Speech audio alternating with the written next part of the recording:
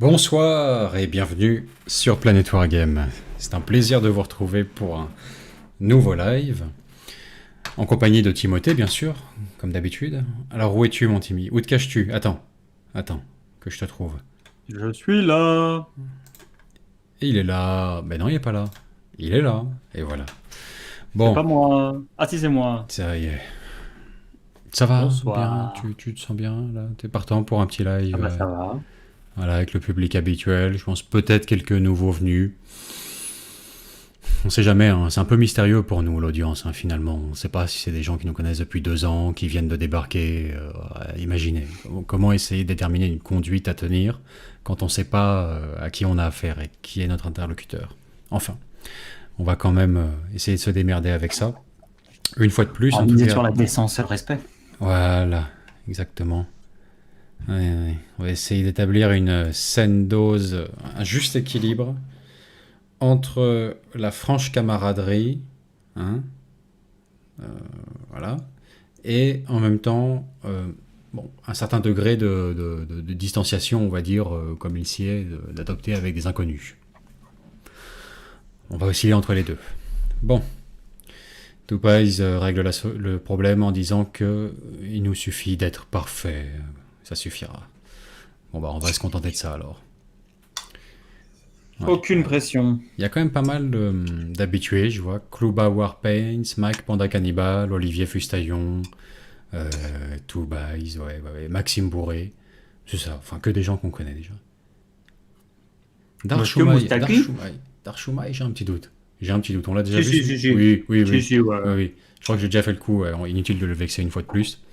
Oui, oui. C'est un Mais de toute habitué façon, tu également. vexes aussi, enfin, 100% des gens à qui à chaque fois tu dis, c'est la première fois? Toujours des personnes qui disent, je suis là tous les mardis depuis deux Ouais, ans, et le gars, il a même lu mes questions au dernier live, quoi. ouais, ouais. C'est comme ça. Ça m'arrive sans arrêt. Je suis allé à un anniversaire ce week-end. Je me suis présenté à un tas de monde qui me dit putain mais enculé, on t'a déjà vu 5 fois, tu vois. Je sais, mais qu'est-ce que vous voulez? Vous aviez qu'à être plus marquant, j'imagine. Je rejette la faute sur vous. Bon, en tout cas, on a honoré néanmoins les membres du chapitre hein, des Planet Warriors, puisque là-haut, la petite liste, la glorieuse liste que vous voyez défiler comporte désormais tous leurs noms. Hein. On allait chercher même dans nos archives les plus obscures tous ceux qui étaient encore donateurs mensuels et qui ne figuraient pas parmi les noms de la liste défilante, et ils ont été ajoutés. Voilà, donc les quelques-uns qui me manquaient, bah, voilà, vous êtes maintenant attablés avec le reste du chapitre. Voilà, il devrait manquer personne à ce stade. Bon, parfait. Alors de quoi est-ce qu'on va parler ce soir? Eh bien, on va parler de vos règles maison. J'ai envie de dire tout jeu confondu, bon, faut pas déconner. Hein. On va se cantonner à un champ du wargame, on va dire. Et nos univers de prédilection, ça reste quand même AOS et Warhammer 40 000. Mais dans l'absolu, pour Kill Team, pour Blood Bowl, que sais-je, enfin d'autres jeux comme ça, édités également par Games Workshop, même jeux de rôle, que sais-je, enfin bref. Tout y passe. Le but est que vous nous appeliez ce soir, hein, un petit coup de téléphone, pour nous exposer les règles maison qui sont les plus récurrentes, on va dire, dans votre cercle de joueurs. Si tant est que, d'abord, vous ayez un cercle de joueurs, hein, et ensuite que vous vous ajoutiez de temps en temps ou que vous substituiez des règles maison aux règles officielles de temps en temps. Voilà. Bon. Donc on va parler de ça. On va évoquer les nôtres, nos préférés, hein, nos règles maison favorites. Et surtout, on a hâte de recevoir vos coups de fil pour mettre un petit peu tout ça en commun, voir si, à tout hasard, il y aurait, pour le reste de l'audience, un truc qui vous parlerait, qui vous plairait dans ce que vous allez entendre. Une petite règle maison, que ce soit concernant les véhicules, concernant les personnages, concernant, que sais-je, la manière de placer le décor, d'organiser le scénario, de, de, de marquer des points dans les parties, ce genre de choses, ou tout simplement une manière les plus cocasses et triviales de déterminer qui prend l'initiative dans une partie, hein, parce qu'il y a bien des manières de le faire qui sont plus originales que de simplement jeter un D6. Donc tout ça, ça va y passer. Voilà. Vous pourrez nous téléphoner pour en parler. Avant ça, ce sera nos rubriques habituelles. On va parler un petit peu de l'actualité de la chaîne, du programme dans les semaines et les mois à venir. Et on va faire un tour par les nouveautés Games Workshop de la semaine. Sous une forme inhabituelle, cette semaine. Voilà. On va bousculer un petit peu nos petites habitudes et on va vous les présenter d'une manière différente. Ça devrait être sympa également. Bon. On va peut-être commencer par ça d'ailleurs, pour se mettre en appétit là. Les nouveautés Games Workshop de la semaine. On fait ça? Ça te va, Timmy? T'es de plus en plus Vas-y. C'est horrible. Ah, t'es officiellement en 80 pixels quoi, de définition. C'est terrifiant. Je sais pas comment ça se fait. Si t'as jamais fait ça d'habitude, bon. Alors c'est parti. On y va. Je vous règle ça. Une fois n'est pas coutume, on va vous diffuser ça sous forme de vidéo. Voilà. Une vidéo qui vient de la chaîne 40K Wargamers TV. 40K Wargamers TV. Toute petite chaîne que vous ne connaissez probablement pas encore, mais il y a de bonnes raisons de les connaître. Ils gagnent à être connus. Et ils produisent notamment une vidéo mensuelle en ce moment qui s'appelle le JT du hobby. Et c'est un petit peu les vieilles vidéos news et rumeurs qu'on faisait à une époque, une fois par semaine. C'est un petit peu la même chose, en quand même plus abouti parce que c'est un des formats phares de leur chaîne. Puis c'est une fois par mois. Et donc c'est plus abouti, ça va s'aventurer un petit peu aussi dans des nouveautés en dehors simplement des produits, des figurines qui sortent dans la semaine. Ça va chercher un peu plus loin, c'est pas mal. Et je vous reparlerai de cette chaîne juste après la vidéo. Ça dure 7 minutes, on se regarde ça, et nous on revient ensuite sur les nouvelles sorties ou les points d'actualité qu'on a envie de commenter davantage. Voilà. On se fait ça? Allez, c'est parti. 40K Wargamers TV. Je vais vous balancer le lien dans le chat, naturellement, pour que vous puissiez aller voir sa chaîne.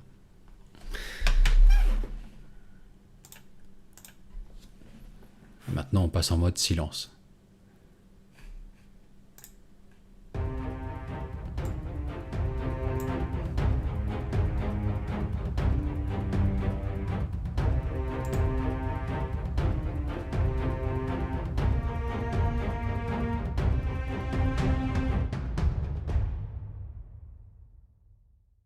Bonjour à tous et bienvenue dans le héros du Wargame, le JT de la chaîne 40 000 Wargamers. Cette semaine, un retour sur l'actualité du week-end sur Warhammer Community, avec notamment les leaks sur les futures règles de la V9 de Warhammer 40 000 qui nous a été dévoilée. Et il y a du lourd. Une news qui fait aussi des vagues en cette période de vacances avec l'annonce de la sortie de la nouvelle version de Blood Bowl. Nous survolerons aussi les news concernant les sorties à venir des board games autour de l'univers de Warhammer. Commençons tout de suite avec du lourd, du gros, du brutal. Les leaks sur les règles à venir de Warhammer 40 000. Avec la sortie des nouveaux codex, notamment Space Marine et Necron, courant du mois d'octobre, voici à quoi nous pouvons nous attendre.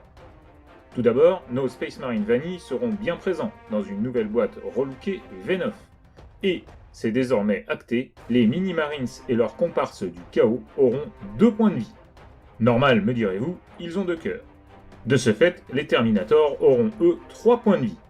Donc ne jetez pas vos anciens Marines, ils ont encore de beaux jours devant eux. Bon, de là à en acheter d'autres, attention quand même.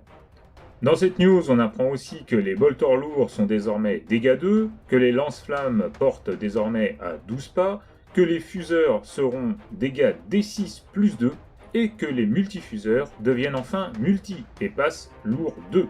Ouf, n'en jetez plus, la cour est pleine. Ou presque.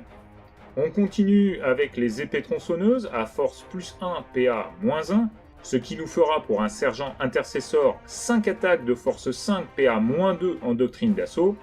Et quand même, une très bonne règle maintenant nous est annoncée, qui va dans le bon sens je trouve, avec la surchauffe des plasmas qui ne sera effective que sur un 1 naturel, non modifié. Ça évite les prises de tête. Il nous est notifié aussi dans cette news que les règles affectant les unités Astartes affecteront de fait les autres factions de l'Imperium, mais aussi les Space Marines du Chaos, etc. Pour éviter tout mouvement de foule digne d'une réforme des retraites au mois de mai en France, Games Workshop nous informe que les Xenos ne seront pas en reste, et nous donne 2 exemples avec la Deathmark des Necrons, qui voit son désintégrateur synaptique passer à portée 36, lourd 1, force 2, PA-2, dégâts 1. Les bâtons des Prétoriens passant eux, dégâts 2. C'est donc un mouvement en profondeur qui nous attend avec la publication des différents codex, une V9 qui va prendre son envol et affirmer sa personnalité au fil des publications, s'éloignant ainsi de l'image de la V8 bis qu'elle avait jusqu'à maintenant. Parlons maintenant du deuxième séisme à prévoir à la rentrée dans le petit monde du hobby. Un nouveau Blood Bowl est annoncé et les leaks ont déjà fait trembler une communauté qui avait su faire vivre son jeu, et pourrait-on dire leur jeu. Nous reviendrons sur cette annonce dans quelques temps avec Dwarf Keeper, notre spécialiste Blood Bowl, dans des vidéos dédiées au casque sanglant. Mais en attendant, teasons un peu. Blood Bowl. It's in our blood. Just saying its name gets us ready for a war. We've been crumping heads since we was the size of crops. Blood's blood field, screams of dying in your ears. Ain't nothing better.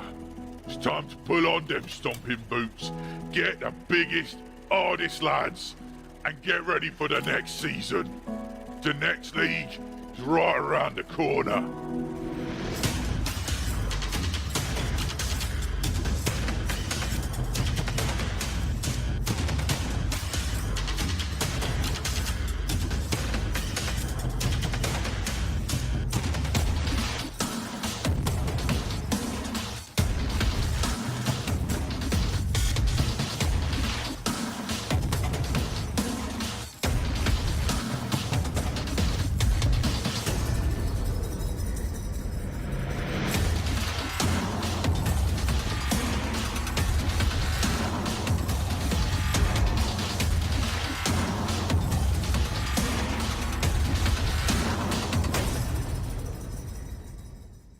Warhammer Community nous fait part des sorties des Boards Games, ou jeux dits de société, disons plutôt jeux de plateau, à venir sous leur licence. Blitzball, un Blood Bowl simplifié pour des parties plus rapides et plus nerveuses, bref, un mode pour Blood Bowl. Space Marine Adventures avec Rise of Orcs, sorte de Space Hulk revisité avec des hexagones en mode coopératif. Pour compléter le tout, un petit dungeon crawler avec Crypt Hunter qui se situe dans l'univers d'AOS. Celui-ci semble assez séduisant, recyclant le vieux concept du maître du donjon qui doit empêcher des aventuriers de piller les tombes de leurs trésors antiques. Games Workshop poursuit ainsi sa logique de vulgarisation de ces univers, à voir si ces jeux seront disponibles en français.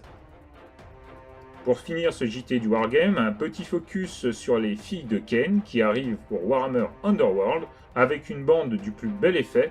Gageons que ces figurines feront le bonheur des joueurs elfes noirs, voire même, jouant du scalpel, des joueurs Eldar noirs.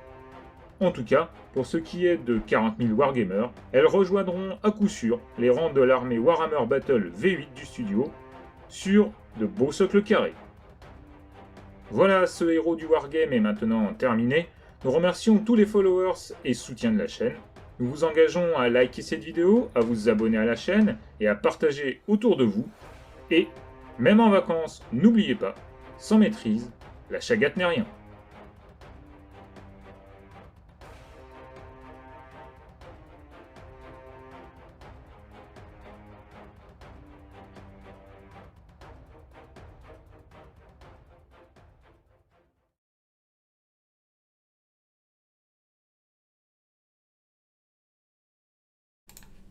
Voilà, de retour parmi vous, avec un petit écart de son qui devrait crever plus d'un tympan, c'est sympa.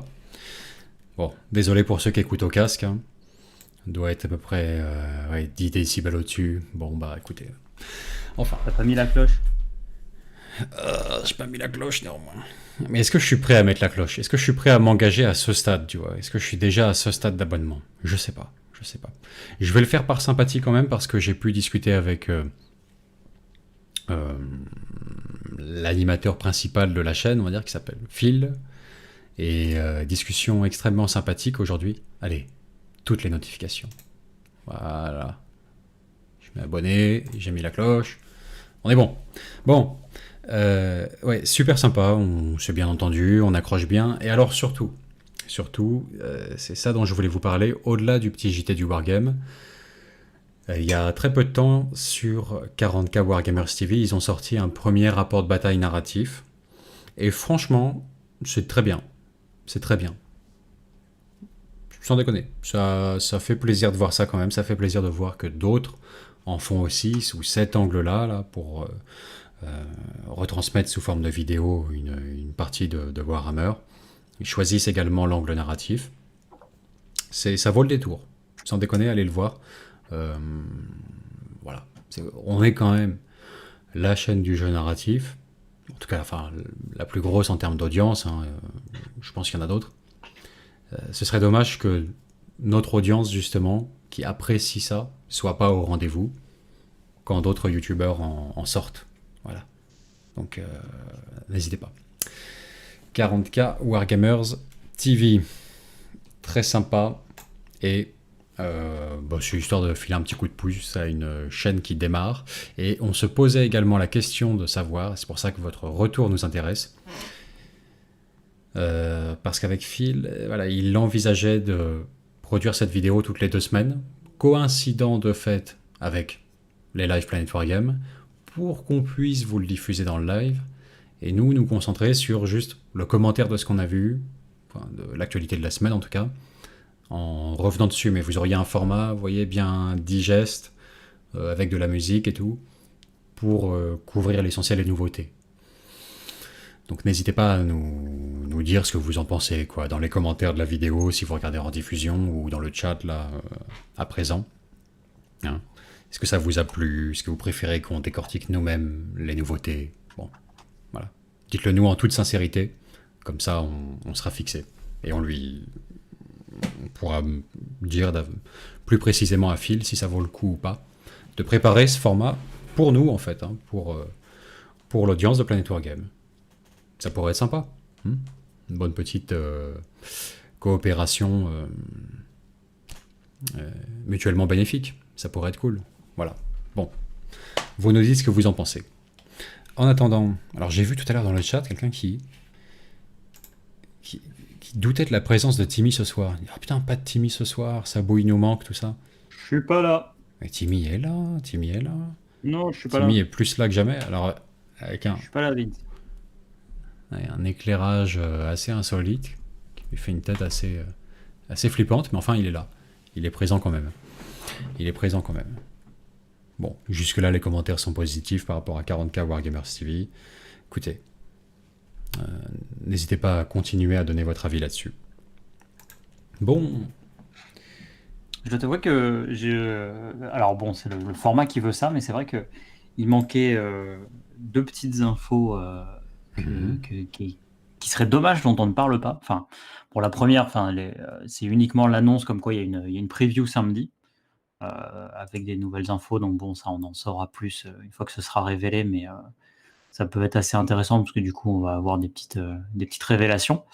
Et la deuxième, en fait, c'est pour un nouveau set de décors pour Necromunda qui a quand même été annoncé et au travers duquel juste Internet est passé, en fait. Parce que je vais vous avouer que moi, je l'ai vu nulle part ailleurs que sur le site de Warhammer Community.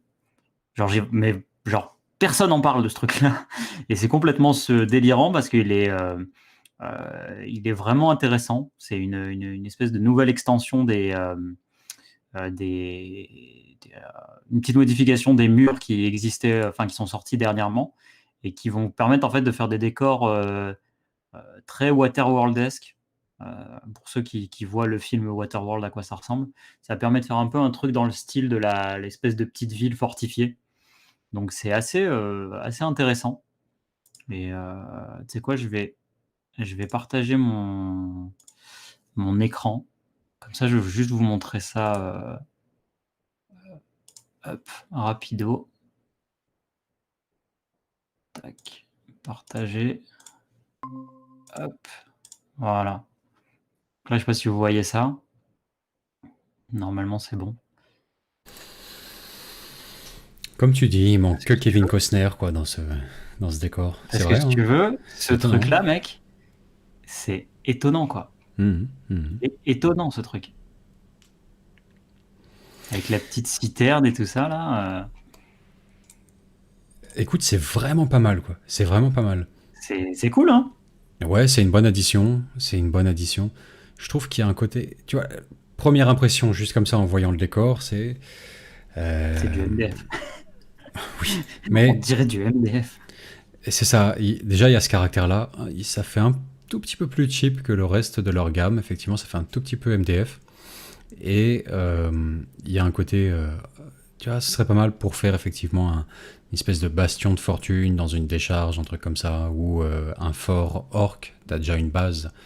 Mais t'as un truc qui ressemble tellement à une base, à vrai dire, que ça a l'air d'être. Tu vois, presque le truc que t'as envie de faire maison, en fait, plutôt que d'aller acheter ce kit-là. Il est. Ah, tu J'essaie trouves qu'il lui donne d'identifier les carrément éléments ce... clés que t'as. J'essaie d'identifier les éléments clés que t'as vraiment envie de choper dedans. Bon, la citerne est sympa. Elle est sympathique. C'est rien d'impossible à faire avec quelques rabios et un emballage de surprise Kinder pour le coup. Et les petites arches décoratives là sous les plateformes, ouais, effectivement, bon, c'est pas mal. C'est pas mal. C'est pas mal. Ok, ça va. Ça reste un kit games, donc en fait, c'est toujours un Ouais. truc que tu le vois la première fois, tu te dis bon, d'accord. Et en Mhm. fait, quand tu te retrouves à le dépiauter toi-même, le découvrir plus en détail, tu te rends compte que tu as une compatibilité des pièces qui est complètement délirante. Et tu découvres plusieurs petits détails aussi à droite à gauche.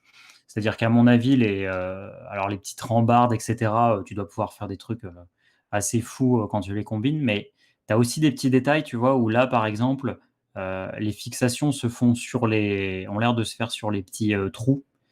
Et je me demande combien de conversions il faut pour transformer ça en rail réellement, tu vois, qui sont compatibles avec la grue, très probablement aussi. Si tu veux, il y a de fortes chances que ça, tu le poses et tu poses la grue dessus et tu as les rails du petit train, tu vois, le dernier élément qui manquait. Et je suis sûr que tu as encore plein d'autres combinaisons qui sont complètement folles et qu'en fait, on ne perçoit pas encore, quoi. Et Je vois où tu veux en venir. Je vois où tu veux en venir. Mais je perçois un léger côté pathétique en fait. Faut qu'on arrête avec cette idée du train du wargame là. Dès Ah, lors mais qu'ils ont. non, mais l'idée du train, elle est Ouais. pathétique, hein. Enfin, À moi, je suis partir du désolé, moment où ils ont enfin, sorti tu sais, leur. elle est marrante à imaginer, mais après, en C'est ça. soi, il y en a très peu qui soient réellement. Enfin, moi, je crois que j'en ai vu un ou deux seulement où ça tenait la route réellement, quoi. Bah c'est ça. Mais En fait, si tu veux, c'est à partir du moment où ils ont sorti leur kit de grue, qui avait le malheur d'avoir ce qui ressemblait à des roues de train en dessous. Les gens se sont mis à assembler les pièces et à devenir fous, tu vois. On peut mettre le conteneur sur le truc, d'accord. On a la base d'un wagon. Les cerveaux au leurre, il y a moyen de bricoler une locomotive. Ok, le projet se profile. Maintenant, on aurait ce qui pourrait ressembler vaguement à des rails. Tu vois, il y a un côté. C'est un peu la foutue quête des 12 amulettes de Jackie Chan, là, pour atteindre euh, un horizon finalement pas si sexy que ça, qui est le modélisme ferroviaire, quoi. Au bout d'un moment, va acheter tes petits trains, quoi, en fait, si c'est ce que tu veux vraiment. Mais ouais, mais ce sera moins le, compliqué. le, le, le Mais ouais, modélisme ferroviaire dans l'univers de Waterworld. Et là, touché. on Touché. comprend pas trop ce qui se passe. Je dois vous avouer. Train de jet ski. Enfin, bon, ça rend un peu les rails obsolètes. Bref, Le train de jet ski, c'est ça. Exactement. ça suffit. En tout cas, voilà, ce petit décor supplémentaire, je trouve mhm. qu'il méritait d'être Est-ce que tu aurais envie de revenir sur un élément mentionné dans la vidéo, une des nouveautés là, un qui t'aurait plus marqué que les autres et dont tu as absolument envie de parler?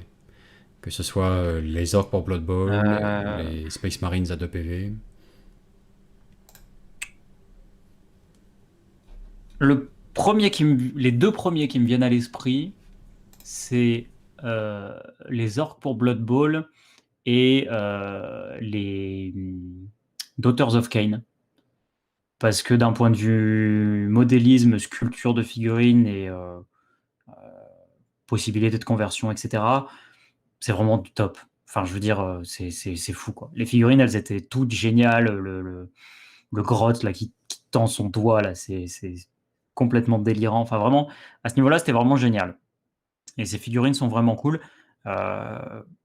Après, bon, les Space Marines, on aurait aussi des choses à dire, évidemment, sur le fait que maintenant, d'un coup, comme ça, au sortir d'une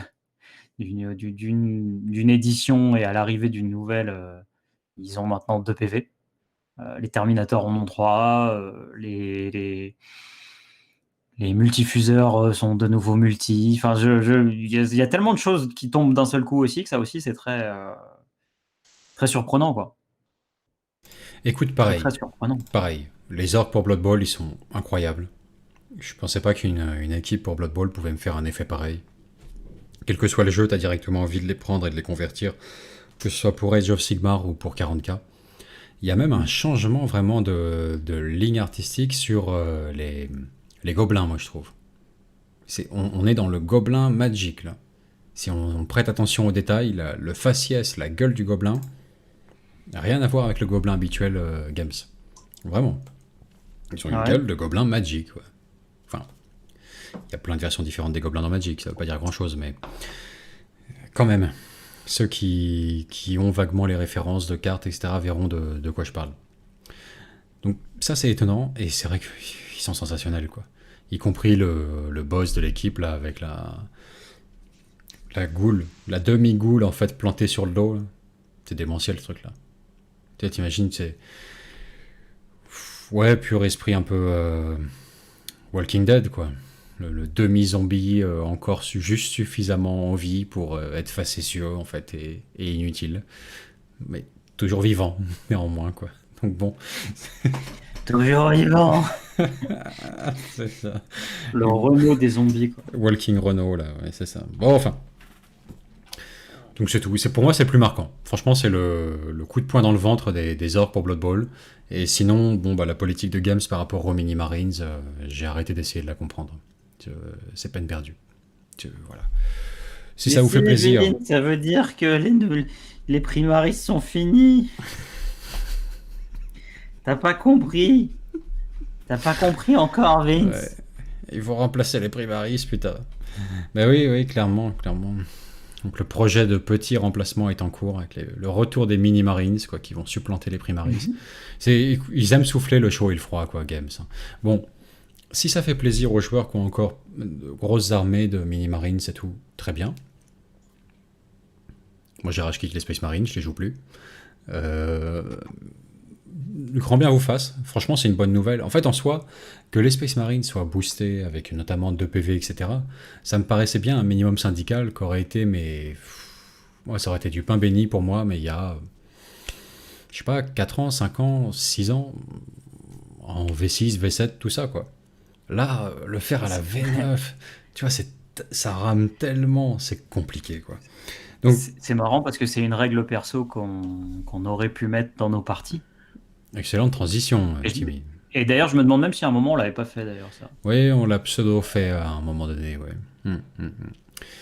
Donc, excellente transition pour ne pas tout de suite transiter sur le sujet et continuer des. Bah non, trop tôt. T'as dégainé trop tôt, Timmy. T'as dégainé trop tôt. Donc voilà, bon, c'est bien, c'est plus digne de leur statut. Ça enlève un petit peu une particularité aux Primaris également, qui maintenant sur leur profil n'ont plus qu'une attaque supplémentaire. Mais à part ça, ils ont le même degré de résistance. Bon, c'est un peu troublant et tout. Mais pourquoi pas? À la limite, c'est très bien pour ceux à qui ça fait plaisir. Il y a juste un truc que je trouve triste, c'est que effectivement, à force de dire une chose son contraire, de souffler le chaud et le froid, etc., de la part de Games, moi, très honnêtement, le fait qu'un nouveau joueur qui découvre le hobby achète une escouade tactique en 2020 pour commencer son hobby, je trouve ça triste en fait. Je trouve ça d'un pathétique. C'est l'un des rares produits de la gamme Games qui semble plus ou moins être développé dans des conditions d'obsolescence programmée quoi, à ce stade. Ça va pas durer longtemps, ça va dénoter de plus en plus par rapport au reste de la gamme, etc., etc. Les Space Marines classiques sont déjà plus petits que l'humain standard dans les sorties récentes, on va dire, qui datent des 2-3 dernières années. Tout ce qui est sorti post-Necromunda, post-Kill Team Rock Trader, les humains sont plus grands, quoi. Plus grands que du Mini-Marine. Bon. Voilà. Le fait qu'il y ait des débutants qu'on achète encore, ça... Je trouve que c'est pas très fair-play de leur faire ce coup-là, quoi. C'est pas très cool. Enfin bon. Ma foi. Ça fera quand même plaisir à certains, c'est toujours ça de prix. C'est bien. Donc... Sinon, je propose de passer un petit point d'actu sur la chaîne. Rémi Maroger dit Mini-Marines à 2 PV, c'est aussi pour aider les chapitres qui n'ont pas accès au Primaris, Black Templar, Relictor, Légion des Damnés, Déchus, etc. Ouais, Grey Knight. Black Templar, pour le coup, tu as accès au Primaris. Black Templar, ils ont Complètement. Ils n'ont pas une entrée même. Enfin, ils n'ont pas un, supplément. C'est parti, quoi. Black Templar, Primaris, ouais, complètement. Mais, effectivement, il y en a qui restent sur la touche.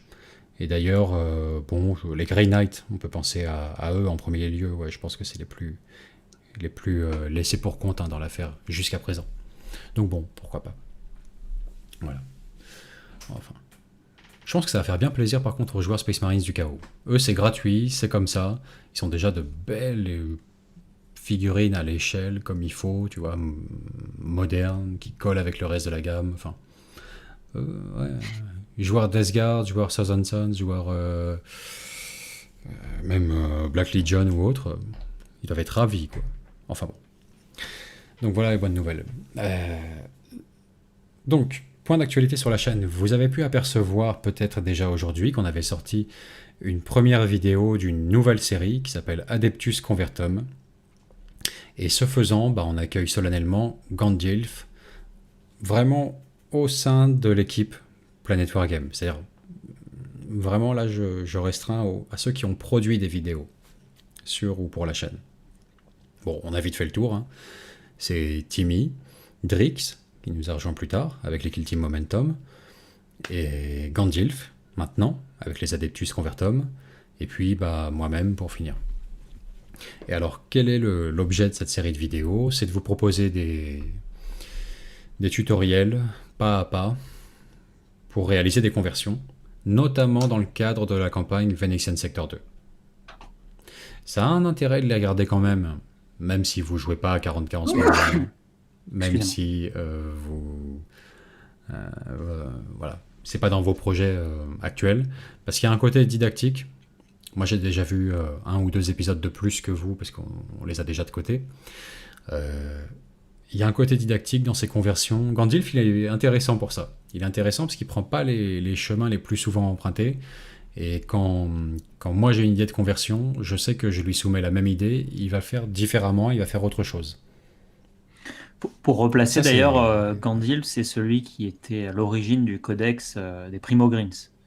Donc ça place aussi un peu le background du personnage et son talent, en fait, j'ai même envie de dire, quoi. C'est quand même quelqu'un qui a été capable de sortir les figurines et le codex des Primogreens. Donc il y a un certain level, on va dire. Il maîtrise son sujet. Ouais. Et voilà, donc on est super content de démarrer cette série de vidéos avec lui. Voilà, ça promet, ça va envoyer du lourd. Le premier épisode porte sur la réalisation d'un apôtre du messager. Il a choisi une voix originale pour le représenter, alors que le concept c'est juste basiquement n'importe quel mec en haillon, hein, doué de talent psychique, latent, et exploité à des fins particulières pour le culte des zélotes. Mais voilà, le cahier des charges c'est fais-nous un mec en haillon Si tu veux partir sur ce thème, si tu veux faire un apôtre, et bah écoute, ça doit ressembler grosso modo à ça. Et il est parti dans une direction inhabituelle, et franchement, bien réussi à la fin, moi je trouve. Super. Bon. Alors, il y a Guldur qui dit un truc intéressant par rapport à ça. En gros, sur le Discord de la campagne Venexan Sector, que vous pouvez rejoindre, hein, je vous rappelle, hein, le Discord de la campagne Venexan Sector, il y a beaucoup de questions quant au codex, aux détails sur la faction Zélote, il y a beaucoup de gens qui veulent en savoir plus. C'est très bon signe ça, et ça me fait plaisir. Ça arrive très bientôt, le codex Zélote, enfin très bientôt, je devrais pas dire ça. Fin août. Fin août. Ça laisse quand même deux petites semaines, quoi, là, à ronger son frein. Voilà. Mais fin août. Et les premiers lives de conversion en commun, de peinture, etc. pour tous les joueurs qui voudront faire du Zélote. On se fera ça ensemble, ça promet, ça va être énorme. Donc voilà, ça arrive d'ici 2 semaines. On a d'autres choses à vous présenter aussi par rapport à la campagne Venexan Sector d'ici là. Le codex, je me le garde un peu pour le finaliser dans les 10 derniers jours de août. C'est un peu comme un dessert, quoi, parce que ça va être la partie la plus agréable à faire, vraiment. En attendant, bien sûr, je serai disposé à répondre à toutes vos questions, et je passe sur le Discord de la campagne très bientôt. Vous savez que j'ai pris ma première semaine de vacances depuis la création de la chaîne, la semaine dernière, là, voilà. Semaine qui est un peu devenue par la force des choses et les événements plutôt 9 jours que 7 jours. Ça a fait un bien fou. Je suis chargé à bloc là et j'ai vraiment hâte de faire des trucs, notamment pour ce codex là. Ça me motive carrément. Donc je passe bientôt sur le Discord, répondre à ces questions-là en attendant. Voilà. À part ça, qu'est-ce Maxime qu'on... Bourrel nous dit que Tipeee Stream ne fonctionne pas chez lui, tiens. C'est particulier parce que... pourtant le lien est bon. Ça devrait, en théorie. À tout hasard, et c'est pas ce que je te souhaite, essaie de voir s'il n'y a pas un problème avec ta carte bancaire, peut-être. Consulte le solde de ton compte. Vérifie si t'as pas été victime d'une escroquerie dernièrement ou un truc comme ça. Solde négatif. Oh putain ouais. D'accord, c'est ça. Ouais, je sais pas. Ça devrait fonctionner en théorie. Sinon, je ne sais pas où va le pognon que vous envoyez, ma foi. Peut-être que ça fera un heureux au bout de la chaîne. En tout cas, pas nous, ce soir. Pas nous. Ça va droit dans les super chats de French Orient Studio. Une coïncidence. Merci pour lui. Enfin. Voilà. Je ferais bien ça pour le prochain live, là. Inviter Evie de French Orient Studio pour le prochain live, ce serait cool. Enfin, avec les températures en ce moment, ça va être éprouvant, mais pourquoi pas. Ça me fait quand même envie. Vu comment je transpire déjà seul. Mais bon. Donc, ouais, qu'est-ce qu'on avait d'autre à vous dire sur la chaîne? Ah, le petit instant pub. Ouais, c'est le moment. Coupure pub.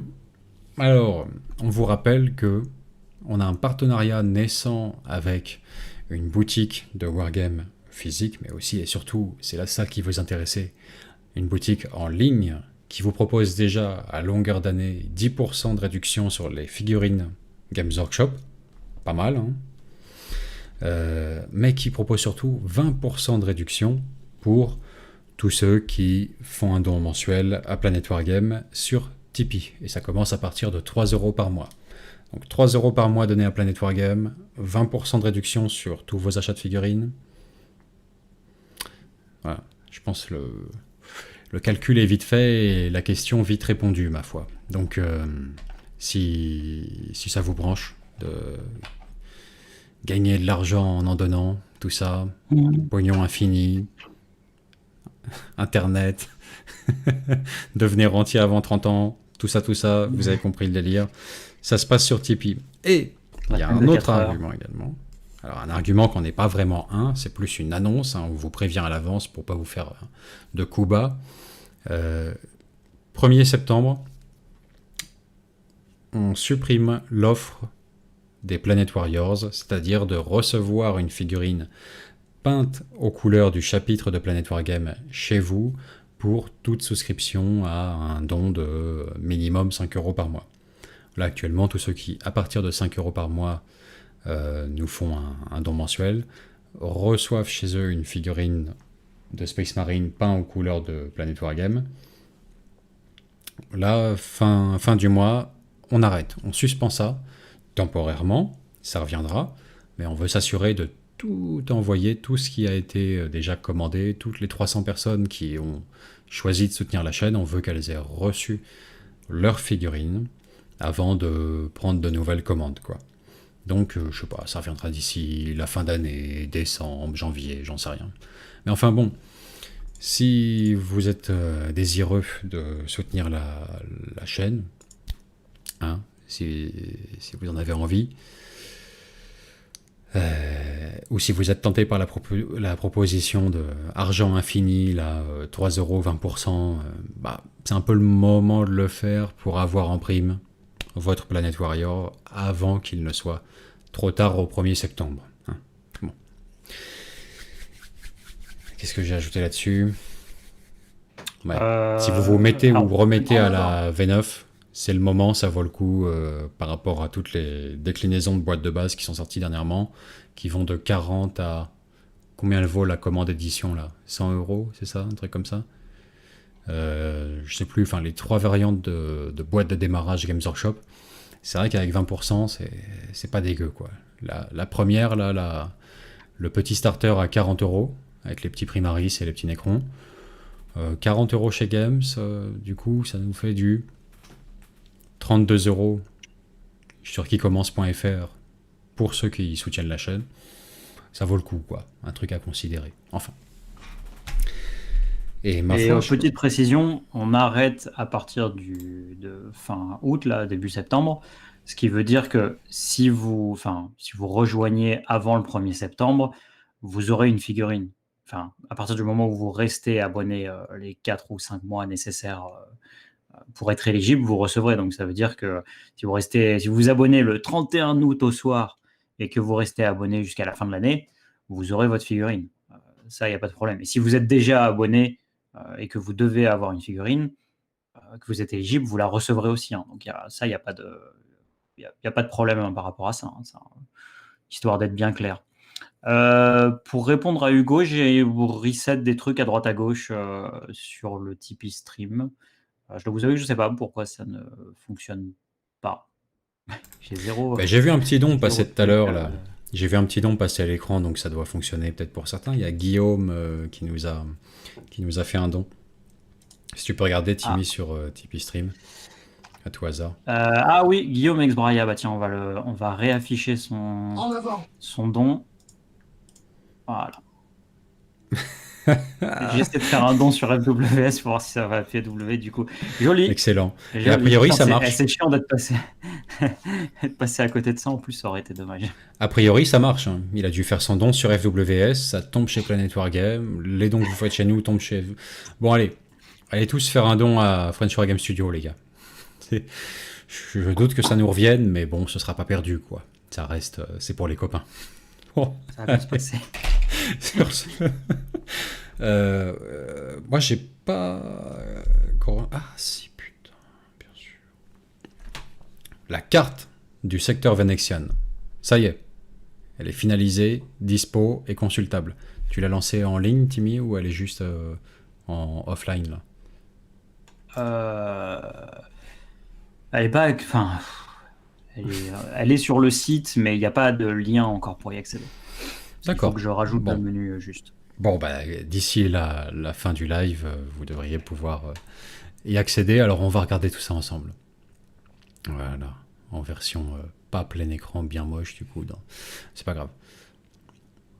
Vous pouvez quand même contempler toute la gloire de cette carte, quoi. Regardez-moi ça. Regardez-moi ça. Avez-vous déjà vu une carte spatiale plus glorieuse que celle-ci ? Je ne pense pas. Je ne pense pas. Vous remarquez le... Merci Hugo pour ton don. On a les mecs en fait, on a les mecs de la maintenance qui passent en essayant de déboucher les canalisations à base de billets de 5 €, tu vois. De boursa de 5 € à chaque fois pour vérifier si ça fonctionne. J'ai l'impression que ça va être rentable pour nous. Mais si, je te dis, ça marche, regarde. Merci. Et merci les gars. Merci les gars. Bon alors, qu'est-ce qu'on observe déjà direct, hein ? on observe une opposition alors de gauche à droite entre le côté vertueux de l'Imperium, hein, vaisseaux impériaux, on reconnaît là l'Imperial Navy et compagnie, un petit croiseur Space Marine par en dessous, un glorieux Space Marine Blade Guard aux couleurs de votre chapitre préféré, hein, qui trône fièrement ici. Et de l'autre côté, ma foi, on va pas super bien avec mon truc, mais toute une ribambelle d'adversaires, tous plus vils les uns que les autres. Du Necron, de l'Eldar, du Duc du Changement, des trucs, on sait même pas ce que c'est. Enfin bref, affreux, en train de fondre sur le secteur Venexian, quoi. Bon, voilà l'embouchure le corridor, en fait, hein, à travers la Cicatrix Maledictum, qui donne sur le secteur Venexian. Et donc on vous laisse aller, juste après le live, hein, dès que ce sera en ligne, on vous laisse aller explorer les petits systèmes solaires mineurs, hein, comme au hasard, disons, Aigata. Voilà. Avec son astre solaire, hein, bien sûr, au centre. Ces deux mondes océaniques, voilà, qui se regardent les yeux dans les yeux. Il se passe pas grand-chose, hein, dans ce système solaire, hein, comme on peut le deviner. Et puis vous avez les glorieux systèmes solaires principaux du secteur Venexian, quoi. À commencer par le monde cardinal, Santarcus. Ah oui, on voit que dalle, c'est absolument affreux. Je peux pas. Voilà. C'est ça le bouton que je cherchais depuis tout à l'heure. Voilà. Donc là, vous voyez tout le cadre. Richement ornementé. Santarcus, sa petite lune de Selenia, la ceinture d'astéroïdes, tout ça. Enfin bon. On vous laisse aller explorer tout ça très bientôt, dès que c'est en ligne. En version plein écran, ça aura nettement plus de gueule. Mais enfin, déjà, je trouve que ça envoie pas mal, quoi. Voilà. Admirez la richesse du cadre. Comme ils viennent orner le tableau. C'est pas somptueux, ça? Un petit chevalier caélonien. La pêche, tradition séculaire de Caélonia, bien mise en avant ici. Voilà, vous noterez les ailes d'ange en nageoire de poisson. Voilà, bon. Magnifique. C'est à découvrir comme ça un peu ce qui fait les spécialités et les renommées du coin. Vous vous sentirez plus exalté encore que Jean-Pierre Pernaut au Journal de 13h. Ça va être glorieux. Vous allez vous éclater. Voilà. Bon, donc la carte du secteur, ça y est terminée, disponible. Timothée Ozulf et le nom de l'artiste qui l'a réalisé. Donc on a fait ça, voilà, main dans la main. Ça lui a pris un certain temps quand même, parce qu'il y en a pas mal des secteurs, vous allez voir. Et c'est juste glorieux. Moi je trouve que ce mec a fait un super boulot, il a un style vraiment identifiable, vraiment à part. Et voilà, j'ai bien envie de lui en recommander plein d'autres pour le codex Zélote. J'adore ce qu'il a fait. Magnifique carte du secteur. Bon, voilà. Là, ça clôt les annonces qu'on devait vous faire pour ce soir et on va pouvoir passer au sujet du jour pour lequel on n'a plus de transition, Timmy, sauf si tu peux m'en offrir une en essayant de rebondir sur ce que je dis. Donc, les règles maison. Non, on va y aller à froid. Viens jouer à la maison, hein. Y a des règles qui vont avec. Je ne sais pas. Ah bah si, la carte, on l'a fait réaliser par un artiste, donc c'est une carte maison, en quelque sorte, un peu comme les règles maison qu'on peut ajouter aux parties, qu'on peut réaliser, qu'on peut faire, hein, quand on joue au hobby. Voilà. Ouais. C'est de ma faute, hein. J'aurais jamais dû te demander ça, hein. C'est beaucoup trop compliqué à improviser comme ça, hein. Enfin bon. Tu t'en es sorti honorablement. Déjà, t'as focus sur maison au lieu de rebondir sur règles, tu vois. Et c'est tout à ton honneur. On en sort grandi, quoi. On s'en est bien tiré. Bon, alors, les règles maison. On va parler de ça ce soir. Donc, toutes les petites règles que vous choisissez, soit d'ajouter au sein de vos parties, quel que soit le wargame considéré, ou bien de substituer aux règles originales, hein, en les modifiant à votre façon. Juste pour vous échauffer comme ça, on va évoquer, en tout cas, moi je vais évoquer les deux règles maison, les deux seules qu'on ait appliqué nous de notre côté avec une certaine récurrence. Les autres étant que des ajustements mineurs correspondant à des éditions précises, etc., etc., donc des modifications de règles. Mais deux qui me semblent intéressantes à exploiter de votre côté, ça va être des règles concernant la mort définitive des personnages, de votre seigneur de guerre notamment, et deux, une petite règle concernant la mise en place des décors lors des parties. La première, c'est tout simplement que après différents essais, différentes itérations de mêmes règles, exploitation de systèmes de blessures au sein de différents cercles de jeu, etc., et des règles appliquées avec plus ou moins de constance de mon côté, je trouve qu'on en est arrivé à une solution vraiment sympa avec Timmy, qu'on applique maintenant, je pense, systématiquement dans nos parties. Je crois que c'est pas prêt de bouger, ça. On modifie déjà la règle en question concernant la mort définitive des personnages, mais depuis qu'on l'applique, on s'en lasse pas. Je sais pas ce que t'en penses, Timmy, mais je pense qu'il n'y aura pas de retour arrière. C'est quand même beaucoup trop glorieux d'offrir la possibilité au sein du jeu que les seigneurs de guerre, qui sont des personnages, puissent mourir définitivement. Être blessés, au mieux, ou juste tout simplement disparaître, être exécuté par l'armée d'en face, etc., etc. Ça, depuis la campagne... Moi, ça me va. Ça me va parce que je joue démon, donc j'ai pas ce problème-là. Donc c'est parfait. J'ai trouvé la loophole du système. Donc ça me va parfaitement. Non, en vrai, oui, c'est une règle intéressante. Et moi, au niveau par rapport à notre histoire de gamer et de hobbyiste, et au moment où on se trouve dans cette histoire, j'ai un vrai attrait pour cette règle, dans le sens où je lui trouve un potentiel un potentiel narratif encore plus fort, et de nous pousser à apprécier encore plus notre travail sur nos figurines, leur fluff, et à nous pousser en fait à avancer avec ces figurines-là, quoi. C'est-à-dire que bon, je vais 100% remuer le couteau dans la plaie, mais l'exemple n'en est que plus beau.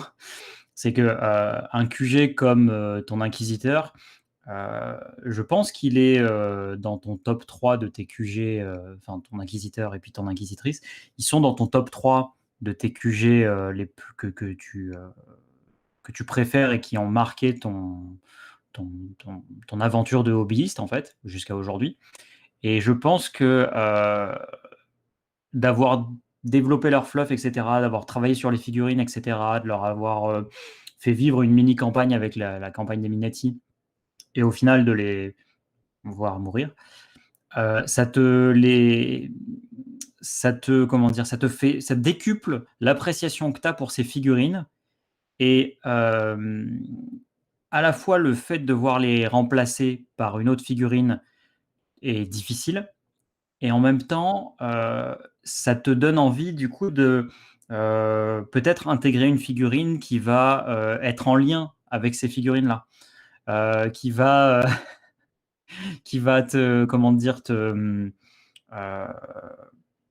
être lié en fait à toute cette armée, et à ces figues que tu vas...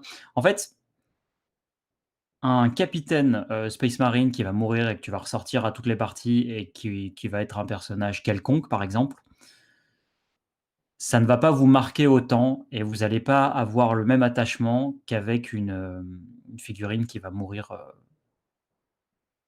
parce que, après que vous ayez travaillé des heures et des heures dessus. Donc à ce niveau-là, je pense que c'est vraiment un bon point. Et le dernier truc que je voulais dire, et après avoir tourné autour du pot pendant 20 minutes, c'est que je pense que c'est un excellent moyen pour vous de vous motiver et de vous pousser à vous faire plaisir à sortir plusieurs QG différents pour votre armée. Je sais que moi, personnellement, à partir du moment où mon armée, j'ai sorti un QG, il y a très peu de chances que j'en sorte un autre. Parce que j'apprécie ce QG-là et j'ai pas forcément envie de switcher entre les figurines, on va dire. J'ai celle que j'ai, ma liste, je la fais très peu tourner la plupart du temps, et en fait, ça s'arrête là. Maintenant, si mon QG, il est amené à mourir, bah, en fait, c'est là où je vais me servir en fait de la mort de ce personnage-là comme un peu d'une excuse entre guillemets pour me motiver à justement lui trouver un remplaçant potentiel. Et je pense que ce que j'essaierai de faire, c'est de vraiment le lier avec l'histoire de mon QG actuel. Vince, on voit ta main, on t'a vu partir aussi tout à l'heure quand tu t'es soulevé par-dessus le live. C'est très, très, très particulier, mais voilà. Qu'est-ce Par que contre, c'est ton que micro cette est merde? coupé, on t'entend plus. Horrible, horrible, mec. Tu sais que je m'en suis aperçu en fumant, tu vois. Qu'est-ce que pourquoi ça Mais commence à tout à l'heure, fumer je l'ai dans vu le- en fait. J'ai vu de la Ouais. fumée, j'ai fait, putain, c'est bizarre, il y a Qu'est-ce ça. que c'est que cette merde en fait? Après, je t'ai vu Et- partir en te levant. J'ai fait, ok, le gars, il est parti. Non, ok. Pas mal. Ouais. Bah, ouais. Bon, comment Cadrage tu remplaces Bianca de et qualité, Alessandro, du ouais. coup? Non, je suis 100% d'accord avec ton explication qui était bien meilleure que tu le pensais, Timmy. T'as pas développé pendant 20 minutes pour rien ou tourné autour du pot. Franchement, t'as parfaitement mis des mots sur la situation. Tu l'as admirablement résumé. Et non, bah c'est tout. Ma foi, j'ai rien à ajouter, si ce n'est que la douleur est toujours réelle, Timmy. La douleur est réelle, tu vois. Et aujourd'hui, j'ai Mets peut-être ton plus mon QG t-shirt, préféré. Vince. J'ai peut-être plus mon QG préféré, mais j'ai un t-shirt commémoratif, tu vois. Et combien de personnes parmi vous ont un t-shirt commémoratif d'un QG qui les ont perdus? Tu sais quoi? Je propose, Vince, je propose un truc. On met cette règle perso du QG, du QG qui meurt à les parties, et ensuite, on offre un t-shirt à l'adversaire. Celui qui tue le QG offre le t-shirt à l'adversaire avec le QG qui est mort dessus. D'accord, ça. Vince? Ok, c'est bon, c'est acté, c'est écrit. Ça y est. C'est bien la moindre des choses, ouais. C'est la moindre des choses, Il va effectivement. leur faire réaliser à chaque fois un artwork, tu vois, trop stylé du QG. De payer cet artwork et après de faire le t-shirt qui va avec, le t-shirt commémoratif là. Et du coup, dans comment dire, le futur Planet War Game Hangar là, pourra y avoir les t-shirts au mur, tu vois, tels les meilleurs joueurs d'une équipe de basket ou je sais pas quoi, tu vois, tu auras les QG morts au combat, tu vois, le mur des héros. C'est beaucoup trop stylé pour être refusé, hein, bien sûr. Oui, bah c'est comme ça, on le fait comme ça désormais. Donc voilà. Pour vous, à prendre peut-être à la maison, à voir hein, comment vous voyez le truc avec vos partenaires de jeu. Mais c'est vrai qu'ajouter cette dimension-là, ça change tout. Pour moi. C'est ce qui tout à coup donne une dimension pas de jeu vidéo avec respawn infini, où à chaque fois on ressuscite dans le village hein, avant de repartir au combat. Ça donne pas cette dimension de jeu de société avec un degré d'abstraction admis. C'est tout à coup votre personnage, bah, il vit et s'il vit, il peut mourir et voilà. Bon bah. Evie peut mourir? Si. Bon. Oh mon Dieu, Vince. Tu lui voles ses dons et maintenant tu. Putain, PW, vous êtes fous. Je me sentirais vraiment mal s'il avait un accident dans la soirée, tu vois, maintenant. Mais bon. PW l'avait dit. Ils l'ont dit. Et en plus, j'imagine que je te devrais un t-shirt French Game Studio, du coup, d'après la nouvelle règle. Enfin bref. Bon, écoute, ça suffit. Donc, ouais, ça, faut pas vous en priver, franchement, quelle que soit la manière dont vous décidiez de l'implémenter dans vos parties. Ça peut être simplissime, hein, comme bah, après la partie, si un personnage est mort, on jette un dé sur 1 ou 2, 3, il survit blessé. Donc il aura que la moitié de ses PV à la prochaine partie, par exemple. Et sur 4, 5, 6, il est mort définitivement. C'est drastique, hein, ça, comme système. Simple, mais... C'est vénère, ouais. C'est quand même... Faut être prêt à le remplacer... Franchement, c'est plus dangereux de se blesser avec un plasma et un truc comme ça, quoi. Il y a un turnover assez important, tu vois, dans l'armée. Hein. Ça reste pas souvent en place, quoi. Bon. Bon, bah, Gilliman, il est mort. Hein. Non, mais après, ça t'incite à faire attention à tes personnages, quoi. Tu les balances pas comme ça en première ligne, seul. Toujours, voilà, avec une escorte pour les protéger. Bon. Surtout si ça peut vous pousser à comment dire, à abandonner des personnages nommés mais génériques, Gilliman ou des princes démons génériques, etc. Je trouve que c'est une très bonne idée. Parce que plus le temps passe et plus je trouve que ce genre de personnages-là sont pas inintéressants à mettre en partie, mais c'est un peu Enfin, vous jouez la même chose que tout le monde, quoi. Franchement, une armée d'ultramarines et juste vous êtes avec Gilliman, c'est assez décevant quand même, quoi. Ou une Death Guard et vous êtes forcément avec Mortarion, il y a un côté un peu... ça manque de personnalité, en fait, tout simplement. Vous avez... ça manque de personnalité. Vous avez vos rillettes, les rillettes de Monsieur Tout-le-Monde, quoi. Donc, non. Faites quelque chose d'un peu plus perso, quoi. Argument Bordeaux-Chanel, pourquoi pas, d'accord. Non, mais c'est convaincant, t'as raison, complètement. Moi, je suis d'accord avec ça, c'est blaisant, oui, sans cesse. Toujours les mêmes sempiternels héros qui reviennent sur le devant de la scène pour des parties en 1500 points, c'est absurde, et c'est vrai que partie après partie, c'est un peu navrant. Mais attention, bon, on dit pas ça pour fustiger les joueurs, on n'ignore pas que il y a une forte responsabilité de Games là-dedans. Bah, le problème, c'est que tu as plein d'armées où les personnages spéciaux sont constitutifs du gameplay d'une certaine armée, tu vois. Genre, tu veux jouer Nurgle de zombie, bah, tu as plutôt intérêt à avoir Typhus, tu vois. Enfin bon, ce genre de choses, quoi. Ouais, après, je pense que c'est quelque chose qu'il faut essayer d'assumer, d'assumer la modification, tu vois. C'est-à-dire de jouer un profil à la Typhus, mais de le nommer différemment et de convertir un peu la figurine si possible. Après, si on apprécie la figurine, on peut aussi juste l'utiliser telle qu'elle et la renommer. Hein. Ça marche aussi. Hein. Si c'est pas une figurine trop marquée. Enfin, je sais que pendant longtemps, toi, Vince, par exemple, tu avais utilisé un Captain Space Marine à la place d'un autre. Alors, les deux, dans les deux cas, c'était des personnages déjà existants. C'était pas des personnages de ta création, il me semble. Mais c'était, comment dire... c'est une figurine pour une autre, quoi. Il y a quand même une idée de personnalisation dedans, quoi. Ouais. C'est stylé parce que c'est une conversion à base de 4 kits Forge World différents, mon Captain Space Marine, donc il doit totaliser un prix de 150 € et le mec se dit c'est un truc générique sorti du blister, quoi. Bon, bah c'est... Je sais pas, Vin, c'est un mini-marine, je parle pas le mini-marine. C'est ça, voilà. Enfin bref, bon. Allez, on a bien trop tourné autour de ce sujet, donc règles sur la mort des personnages que vous interprétez ou ajoutez à vos parties comme vous voulez.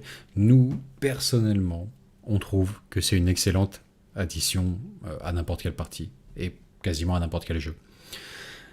D'ailleurs, la prochaine vidéo de la chaîne, enfin une des prochaines vidéos de la chaîne, portera vraiment là-dessus. Ce sera organiser votre campagne épisode 2, l'épisode 1 datant d'il y a 1 an. Ouais. Donc, vous avez le temps de... c'est pas vraiment série genre Game of Thrones, c'est série genre Avatar, tu vois. T'as le temps d'attendre entre les épisodes quand même pas mal. C'est Sherlock Holmes, quoi. T'as 5 saisons, mais 15 ouais, ans, quoi. Ouais. Donc bon, écoutez, ça arrive, ce sera donc comment gérer la mort de vos personnages. Comment composer avec le deuil, tout ça. Non mais ce sera des règles précises, des suggestions de règles sur comment ajouter ça dans le jeu, en fait, quoi. Suivant le degré de complexité et réalisme que vous voulez, ou au contraire de simplicité et de rapidité que vous souhaitez pour gérer ça. Voilà, ce sera trois manières différentes de l'ajouter dans vos parties. Voilà. Petite note au passage, j'ai vu tout à l'heure qui disait le mode croisade est bien pour les personnages et tout. Oui, c'est vrai, il y a quand même un élément qui manque cruellement, moi je trouve, c'est la mort définitive. Ou alors ça m'a échappé, mais je crois pas du tout, hein, je l'ai pas vu. Tu peux avoir... Ton personnage peut être unijambiste, borgne, manchot, et néanmoins, encore une fois, pour faire le deuxième bingo Renault de la soirée, toujours vivant. Et Ça, ça me gêne un petit peu dans le mode croisade, en fait. Les malus sur les unités, je comprends, mais sur ton seigneur de guerre, t'as envie d'avoir cette possibilité, même si elle est infime, qu'il puisse mourir. Voilà. Là, c'est vrai que t'as qu'une série de blessures, bon, c'est un peu...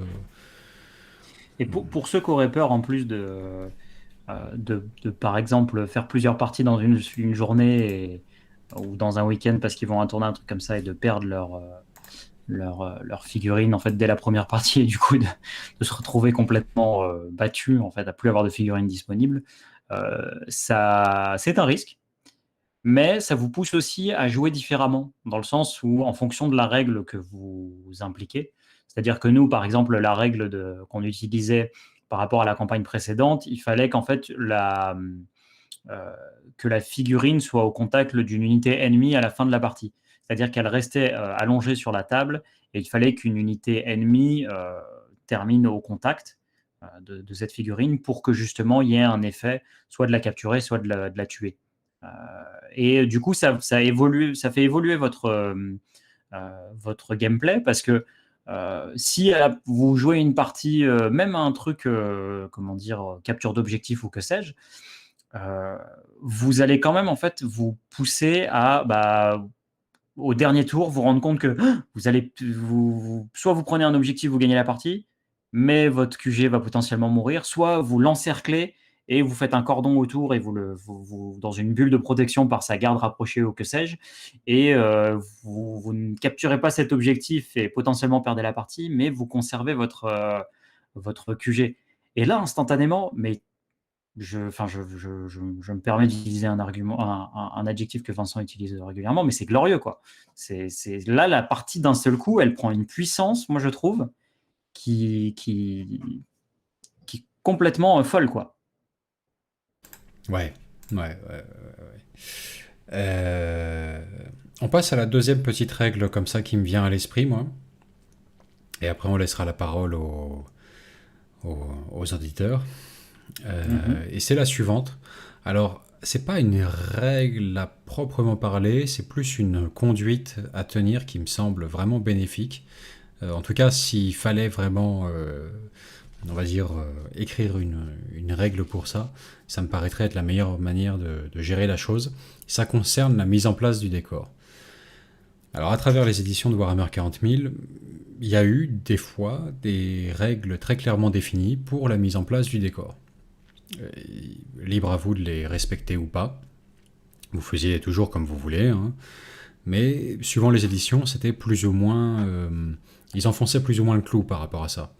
Notamment, voilà, je me souviens d'éditions où c'était, bon bah, la manière vraiment standard de faire ça, c'est, écoutez, si vous voulez faire une partie dans les règles, c'est vous tirez un D3 par carte de table, enfin par un sixième de table plutôt, un D3, et il faut placer un des 3 éléments de décor dans ce quart de table, dans un ordre tiré au dé par les joueurs, etc., etc. Très précis, quoi, comme processus. Problème, alors avantage, bon bah au moins c'est pas laissé un peu au hasard ou aux soins des joueurs de régler ça, la question de qui place le décor, comment, etc. C'est un petit peu prédéterminé, il y a un processus à suivre, hein, donc c'est l'avantage. Et pour les joueurs qui aimeront, bon, plutôt alors déjà, jouer vraiment au jeu tel qu'il est écrit, hein, les joueurs un peu raw, comme on dit, hein, rules as written, la règle telle qu'elle est écrite. Ou pour les joueurs qui aiment les conditions d'engagement objectives, telles qu'écrites dans le jeu, et donc équitables et dont tous les joueurs ont connaissance à l'avance, bah, c'était quelque chose de bien, de confortable, quoi. Tu te dis, ok, c'est comme ça que ça marche, pas autrement. Inconvénient, bah, ça fait souvent des tables horribles, quoi.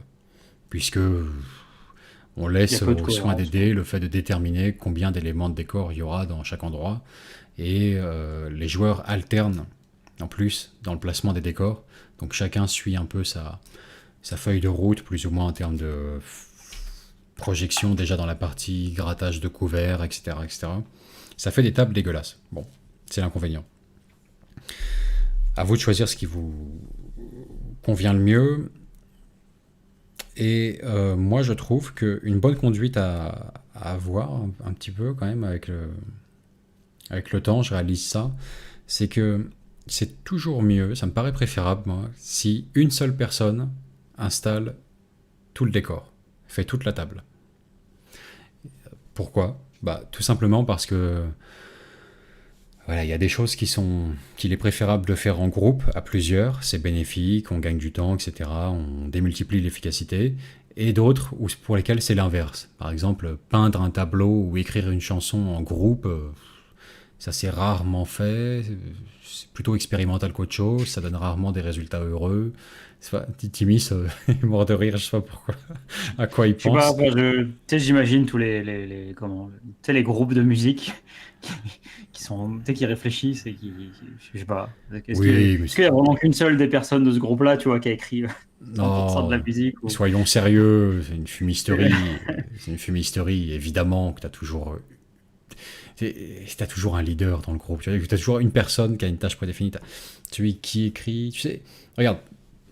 Mais souvent, tu peux trouver ça justement dans les groupes. Je sais pas, moi j'ai des exemples de formation rock où les chansons sont écrites tour à tour par l'un des membres du groupe.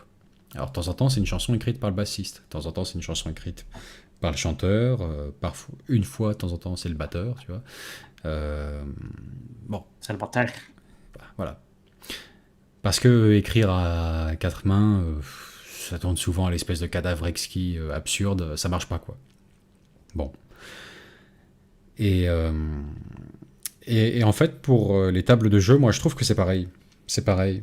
Quand on essaie d'alterner dans le placement des décors, quand on essaie même, sans alterner strictement, mais de le faire à deux, bah, ça colle souvent pas, parce que les deux ont une vision différente qu'ils essaient de mettre en place au même moment, donc ça marche pas. Je suis en train de faire mon bâtiment, l'autre il m'a fait un truc pas du tout aligné, pas comme il faut, ça n'a pas de sens.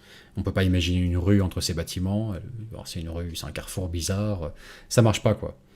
Donc, euh, pour moi, il est préférable qu'un seul joueur fasse la table. Et pour s'assurer que ça Ouais, reste d'accord. équilibré, c'est hyper simple. Un seul genre. C'est hyper simple. Euh, Quand on est deux, en tout cas. Un joueur place tous les décors et c'est l'autre qui choisit sa zone de déploiement. Enfin, un joueur place tous les décors et détermine les zones de déploiement et l'autre joueur choisit laquelle sera la sienne. Et non seulement ça permet de garder toute licence en termes de placement du décor et tout pour celui qui a une vision un peu de la table de jeu, il veut essayer quelque chose, quoi. Tiens, on va faire un No Man's Land ici, là on va faire une allée avec plein de petits bâtiments, ouais, des petites rues enchevêtrées, etc. Donc il peut exprimer sa vision et ça reste entre guillemets du coup équilibré parce que l'autre joueur choisit, donc il n'est pas floué. Il choisira celle qui lui paraîtra la plus avantageuse. Et puis c'est le joueur qui place le décor qui a à charge de faire en sorte que lui-même se tire pas une balle dans le pied en faisant des zones de déploiement beaucoup trop déséquilibrées dès le départ, quoi. Par exemple, une pleine de couverts et l'autre déserte, quoi. Par exemple. Donc ça marche bien. Franchement, ça marche bien comme système. Ça marche très bien. Même si après, en pratique, je veux dire, on peut complètement rester souple là-dessus, hein. Moi, je dis ça, ça sera toujours un peu la manière de faire de référence à laquelle je reviendrai. Si je suis un terrain inconnu, je me présente à de nouveaux joueurs et tout. En pratique, nous, dans notre groupe de joueurs, on a un mec qui place les décors, c'est son truc, pour lui, le plaisir du hobby, il est là. C'est faire les décors un peu, placer les décors beaucoup. Il adore faire des cartes, quoi, faire des champs de bataille. Si ça représente 90% de sa passion, bah on le laisse faire. Puis on se bat dessus. Et puis on sait qu'il le fait bien. Ce sera super à chaque fois, ce sera original. Et il aura pensé aux zones de déploiement. Scénario. Oui, il aura pensé aux zones de déploiement et compagnie. Donc ce sera en accord avec le scénario, tout à fait, comme tu dis, Tim. Voilà. Donc on le laisse faire ça. Hein. C'est lui qui fait. Et nous, on vient jouer dessus ensuite. C'est son plaisir et il le fait super bien, mieux que nous, donc on va pas lui enlever ça. C'est le seul moyen qu'il reste calme sur le canapé derrière et qu'il ne fasse pas de remarques pendant la partie. Exactement. Voilà. Donc voilà, deux petites suggestions de règles maison perso. Timmy, si tu as peut-être des choses qui te viennent en tête à ajouter, bah, n'hésite pas. J'ai envie de dire, pour l'instant, on ferait bien peut-être de laisser la parole aux intervenants téléphoniques. Hein, et puis on reparle de tout ça après, quoi. Ça te va, mon Timmy? Parce que moi, je balance Vas-y, hein, de toute façon, le numéro de téléphone. On C'est parti. verra si ça se bouscule pour nous donner des exemples. Ouais. Mais il y a des trucs intéressants. Il y a des trucs intéressants à faire d'un point de vue règles perso. Surtout, si vous êtes là, c'est que normalement vous appréciez un minimum le jeu narratif, au-delà des bêtises qu'on peut raconter. Et du coup, ce type de règles maison, c'est vraiment tout ce qui fait le goût du jeu narratif. Hein. C'est quelque chose où c'est ce qui vous permet justement de sortir du côté compétitif, entre guillemets, ou jeu égal, ou quelque chose de très rigide, raw. C'est ce qu'il y a dans le livre de règles et rien d'autre. On a besoin des facs, on a besoin des errata, etc. etc. Si c'est pas écrit, si c'est pas officiel, ça n'existe pas. Ça vous permet de sortir tout ça et justement de saupoudrer de fun, de saupoudrer de cinématographie, d'ajouter tout ce qui va donner de la saveur et ce côté narratif au jeu, quoi. Donc, un petit numéro de téléphone. Bonsoir, tu es bien sur le live de Planet Wargame. Comment t'appelles-tu? C'est Jonathan. Salut Jonathan, ça va? Ouais, ça va. Par contre, je m'entends bien en retour, c'est normal? Ça devrait passer. D'accord. Ça devrait passer. C'est pour ça la première. Voilà, du moment que t'as pas le live YouTube qui tourne derrière, il faut couper le son. Ouais. Normalement, ça fait ça sur la première seconde et après ça arrête. T'as plus que la conversation normale. D'accord, très bien. Parfait. Pour les règles perso, j'en avais une petite. On en avait parlé déjà. C'est sur du Necromunda. Ouais. On avait parlé de 40 et de AOS. Donc là, j'en profite d'en parler sur votre live en même temps. Comme ça, il y a vachement plus d'audience. Et si pas mal de joueurs s'y mettaient, ça pourrait pour moi vraiment relancer une communauté Necromunda qui est, je pense, existante, mais un petit peu dans des cercles de joueurs quand même très serrés. Vraiment des potes qui jouent qu'ensemble et qui viennent pas trop voir ce qui se passe ailleurs. Enfin, pour ce qui est de la nouvelle version, là, Underhive, qui est sortie il y a 2 ans, 3 ans. Mm-hmm. Alors on n'était pas forcément peut-être d'accord sur le fondement de cette modification de règles, parce que je pense qu'on n'était pas forcément tout à fait d'accord sur le pourquoi éventuellement Necromunda devient complexe à jouer dans la nouvelle mouture du jeu. Mais moi, ce que je préconisais sur cette version, c'était de garder tout le corps de règles de la V2, donc du système Underhive et Gang War, et de prendre tout le système de caractéristiques et d'évolution de campagne des persos de la V1. Donc les stats de la V1, les armes de la V1, les coups en points de la V1, le système d'après-bataille de la V1, tout en fait de la V1, et de juste récupérer le corps de règles, donc le système de tours alternés, etc. Et les nouveaux tableaux de la V2. Ouais, c'est des sacrées modifications en fait. C'est un petit peu en réalité. Je sais pas si tu l'as connu toi la V1 en perso ou pas. Non. Non, pas du tout. Hein. Non. Ouais, parce qu'en fait la V1 tenait sur 2 bouquins. Tu avais un premier bouquin, c'était le bouquin de règles, et tu avais le deuxième bouquin, il appelait ça Codex Necromundus, et dedans tu avais tout le système de stats et d'après-bataille. Donc l'achat des armes, et puis le système d'évolution, les tableaux d'évolution et le système de campagne.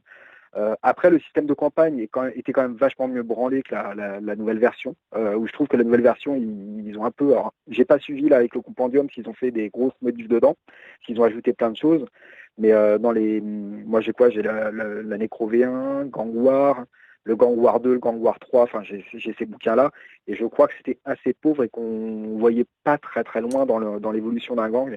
Assez rapidement, on se dit, le truc il devient super balèze et puis ça devient injouable pour les autres.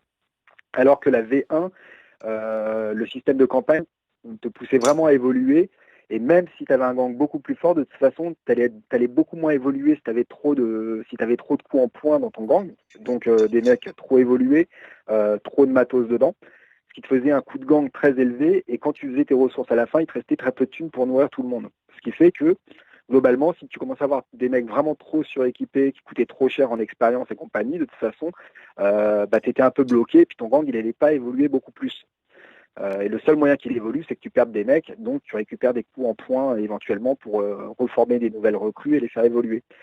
Donc en fait, le système de jeu de la V1, effectivement, quelqu'un qui débutait un gang, c'était un peu compliqué pour lui contre quelqu'un qui avait un gang déjà super évolué, mais très rapidement, il allait prendre beaucoup de thunes à la fin parce que ça lui coûtait pas cher, et il pouvait quand même évoluer, se mettre à niveau avec les autres assez rapidement en 2-3 parties.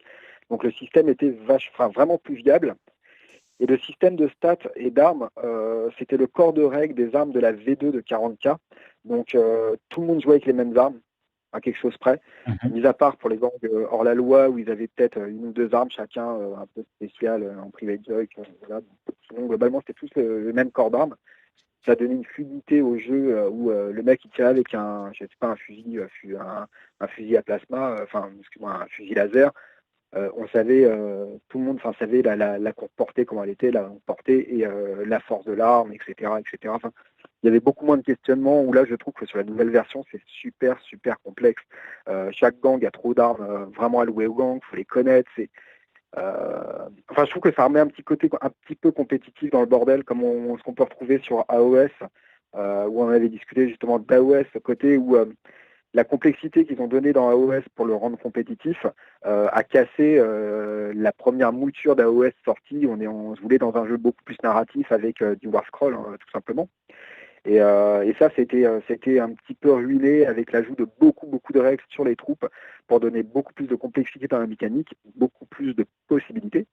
Et dans un sens, rendre le jeu plus compétitif, parce que là, à partir du moment où il y a de la complexité, c'est celui qui va, on va dire, le mieux le mieux calculer sa liste par rapport à l'autre et connaître les listes et les possibilités des autres pour contrer tout ça, qui va être meilleur que les autres. On en revient un petit peu à ça, donc ce concept un peu compétitif que je retrouve un peu dans Necromunda avec ses règles, où tu te dis, si tu joues Escher, avec les stats qu'elles ont, faut qu'elles jouent comme ça, contre les Goliaths, faut qu'elles jouent comme ça, contre les Orlocks, faut qu'elles jouent comme ça, et puis contre eux, faut qu'elles jouent comme ça. Les Goliaths, faut qu'ils aillent au corps à corps, mais c'est trop un petit peu blanc ou noir, alors que dans la première version, toutes les figurines ont les mêmes stats, que ce soit Escher, Goliath, etc. C'est juste du visuel pour la figurine, un choix narratif de l'or, au niveau du choix de figurines et de ce qu'on a en vidéo au niveau du gang. C'est plus ça qui va interférer. Et après, dans l'évolution, il y avait un tableau avec des compétences qui étaient à peu près différentes en fonction des gangs, même s'il y avait des compétences similaires entre chaque gang.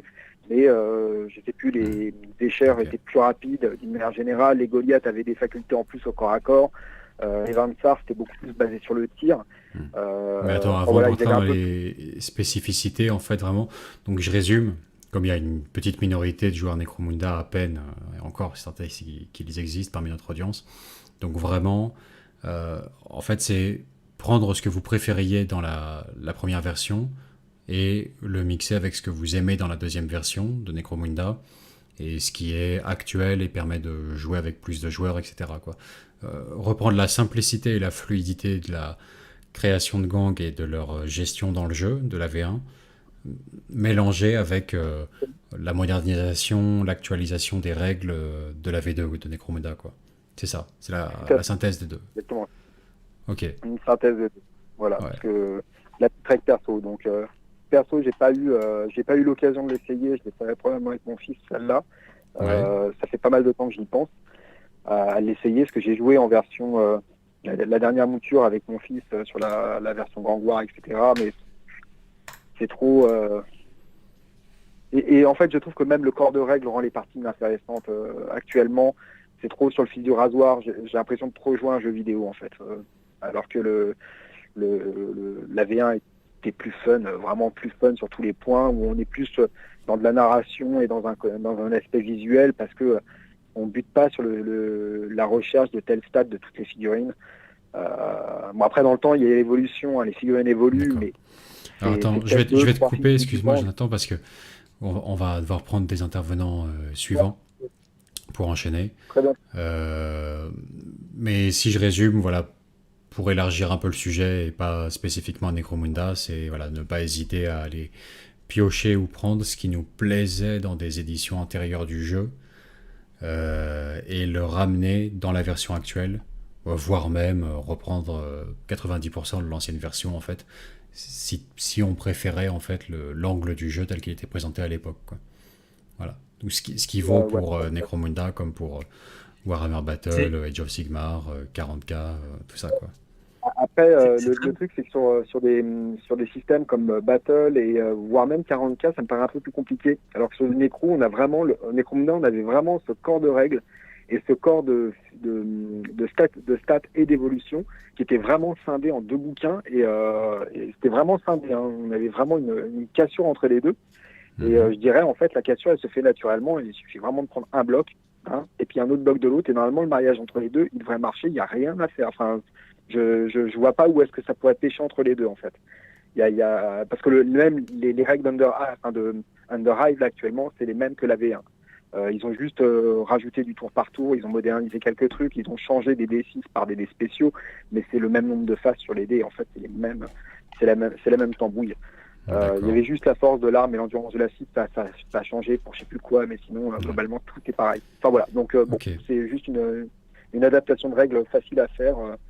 Donc voilà, pour les joueurs Necro, n'hésitez pas à essayer. Je pense que ce sera beaucoup plus intéressant.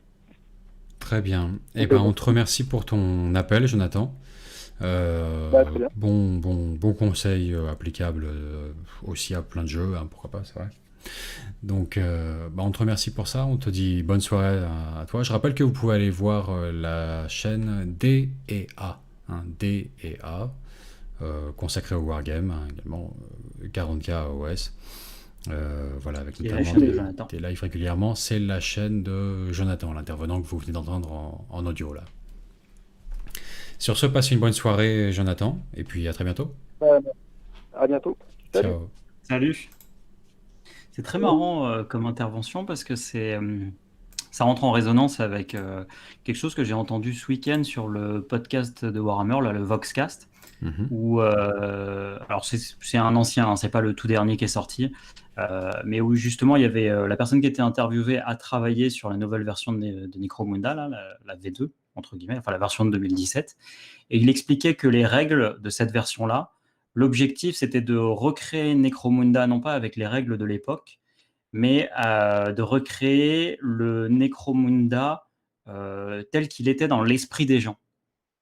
C'est-à-dire de faire en sorte que, si tu veux, les règles, les personnages, les figurines, tout ça, machin et tout, aient une résonance purement, entre en résonance avec l'imaginaire et le souvenir qu'avaient les joueurs, et non pas réellement avec la manière dont c'était dont c'était réellement en fait en l'état, tu vois. Et je trouve ça étonnant du coup, tu vois, enfin pas étonnant, mais intéressant d'avoir comment dire, cette considération de la part de Games Workshop et cette réponse de la part d'un groupe de joueurs en fait, qui va du coup trouver que en partie d'accord, mais en même temps il y avait quand même des trucs dans la V1 qui étaient franchement mieux, et si tu veux on prend la liberté de les garder, de les conserver et de les intégrer à nos parties, quoi. Ouais, ok.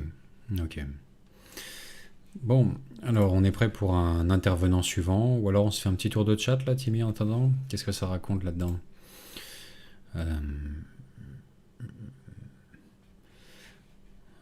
J'avais vu des suggestions intéressantes tout à l'heure.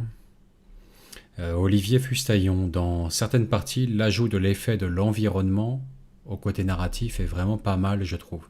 Ouais, clairement, et ça mange pas de pain, ça en plus, hein. D'ajouter des conditions météorologiques défavorables dans vos parties. Pluie acide, tempête de sable, que sais-je. Ce genre de truc, c'est de la pure règle qui ne nécessite pas nécessairement d'efforts de modélisme supplémentaires, mais qui peut effectivement considérablement modifier une partie, et pour le meilleur, quoi. Ou pour le pire, hein. Des fois, ça arrive qu'on se plante, hein, et qu'on gère mal ce truc-là, et qu'on le rende beaucoup trop létal, ou beaucoup trop gênant pour la partie, il va ralentir plus qu'autre chose. Ça arrive, Ça arrive, mais c'est pas grave. Faut réessayer, refaire. Et on finit par tomber sur la bonne formule où vraiment ça rend la partie mémorable pour des années à venir. Ah oui. Donc, oui. Il y avait conditions Guldur qui proposait météo. une règle simple qui était de si le QG est capturé, quand on parlait de la mort des personnages, si le QG est capturé, tu dois donner la figue de ton QG à ton adversaire pour tenter de le récupérer plus tard. S'il meurt, tu dois au choix broyer ou brûler la figurine. C'est dur, quand même.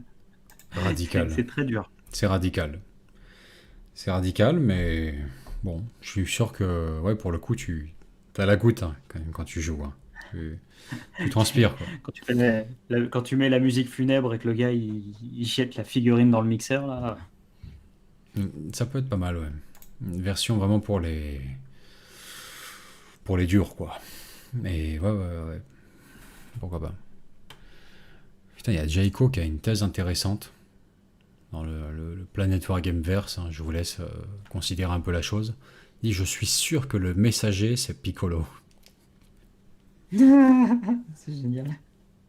Je pense ça comme un compliment. Quand tu as les premières théories farfelues comme ça de spectateurs, ça veut dire que tu as un semblant de début d'univers qui s'est créé, tu vois. Quand les premiers gars sur les forums arrivent avec des idées à la con, en fait, si on regarde bien cette scène, moi je pense que avec un truc complètement incongru, c'est bon signe.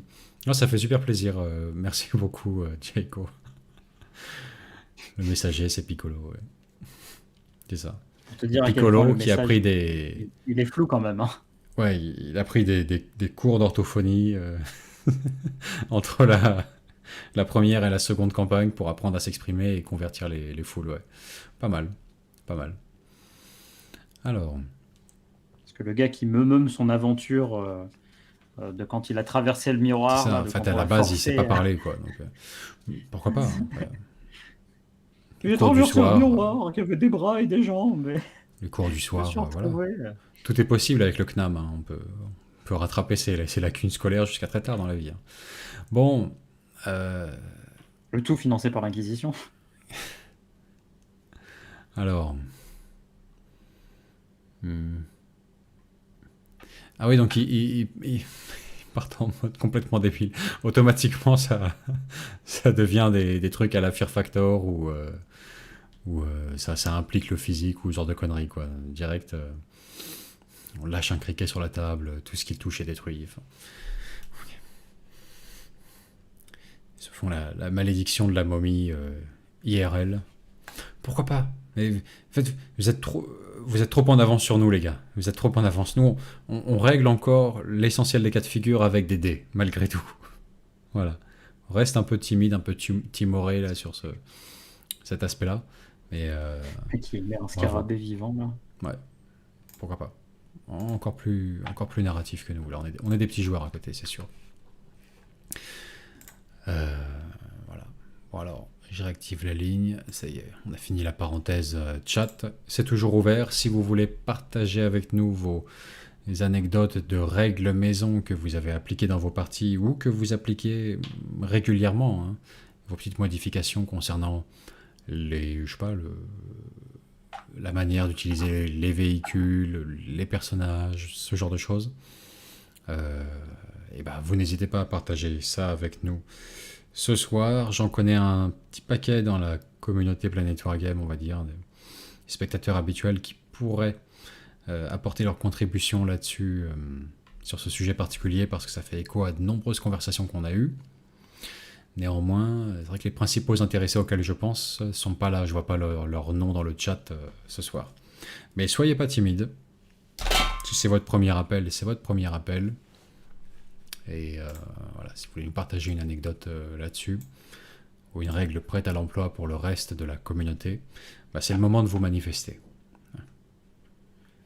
Alors, qu'est-ce que ça raconte dans le chat?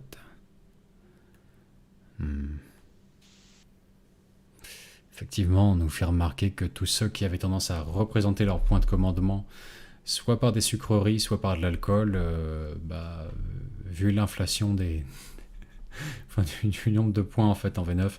Enfin, surtout le fait d'en obtenir de nouveaux à chaque tour, ça peut très vite conduire à des taux d'alcoolémie élevés ou à un diabète certain. Faut faire avec. C'est peut-être un petit peu irresponsable de la part de Games d'ajouter des points de commandement à chaque tour de ce point de vue-là. Ils savent que les joueurs font n'importe quoi derrière. Enfin. Little Conan dit modification évidente hein, sur les véhicules, les lignes de vue à partir des armes, avec des angles de tir réalistes, et pas de Rhino qui se déplace comme un crabe. Je vois. Conserver les angles de tir là, des tourelles des véhicules, comme dans les éditions précédentes, c'est ça. Alors, pour les anciens joueurs, ça coule un peu de source. Ça se fait tout seul. Il n'y a presque pas besoin de leur faire la piqûre de rappel. Ils se souviennent des angles de tir des véhicules. C'est vrai que la tourelle du Predator, oui, ça tourne à 360. Les armes latérales, en revanche, alors suivant l'arme latérale, c'est sur du 180 maximum. Et les armes de coque, 45 degrés, ça tire quasiment en ligne droite, quoi. Je vois l'idée. C'est vrai que ils sont pas mal les joueurs à tiquer vraiment sur les tirs un peu hasardeux, un peu abstraits des véhicules depuis la V8. Je comprends, c'est bien sûr, ça fluidifie les règles, ça simplifie leur application, etc. Ça, il n'y a pas à en douter un seul instant. De ce point de vue-là, moi je trouve ça assez génial. Excusez-moi pour la sonnerie.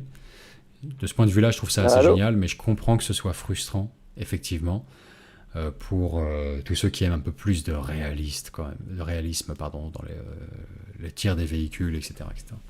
Alors, allô, oui, bonsoir, et bienvenue sur le live de Planet Wargame. Comment t'appelles-tu ? Moi, c'est Alice Bord. D'accord. Vous me connaissez sous ce surnom, sinon c'est Paul. Ok, très bien. Donc c'est un soutien de la chaîne, mais on se connaît pas, pas d'audio en tout cas. Ouais. J'appelle pour une des règles qu'on fait maison, un jeu que vous avez évoqué vite fait ce soir, mais je sais que vous y jouez pas, c'est Blood Bowl. Ouais. Et je sais qu'en termes de narratif, on a pu rajouter des trucs avec mon frère quand on y joue, c'est des choses assez simples en fait. Par exemple, il y a une chose, en fait, comme c'est un jeu qui fonctionne beaucoup par case, etc., on peut faire une passe en fait pour envoyer la balle dans une direction qu'un joueur qui est de la même équipe dans n'importe quelle direction, admettons.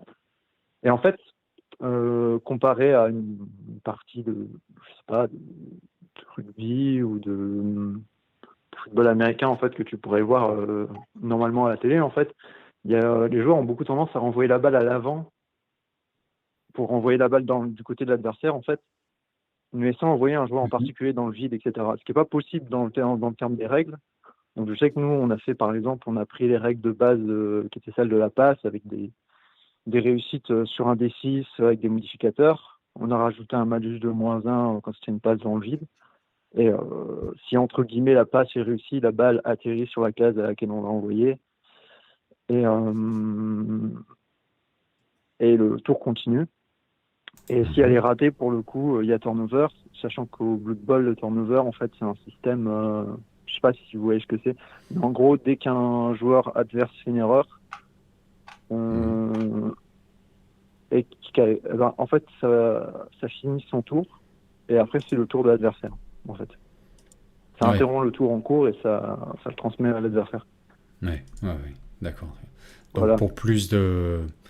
je ne vais pas forcément dire réalisme, mais de cohésion par rapport à l'image que vous faites de comment devrait se dérouler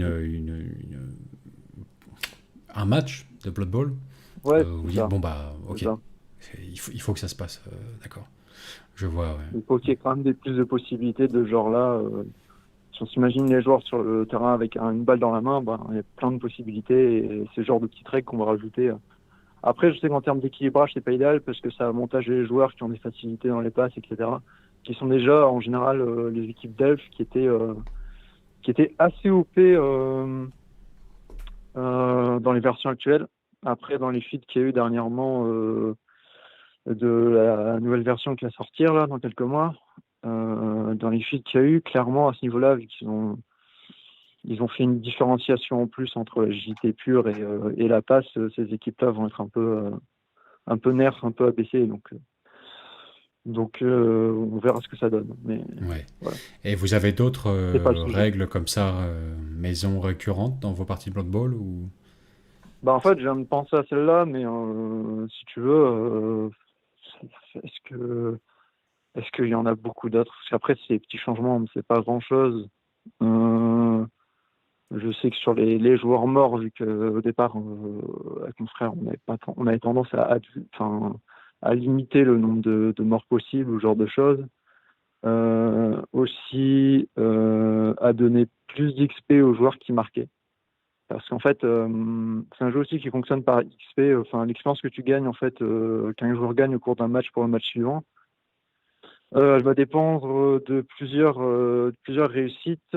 Il peut gagner de l'expérience en marquant un touchdown, donc c'est le but principal pour gagner le match. En mettant KO un joueur, en le tuant en fait. Pas en le mettant KO, c'est seulement s'il est mort.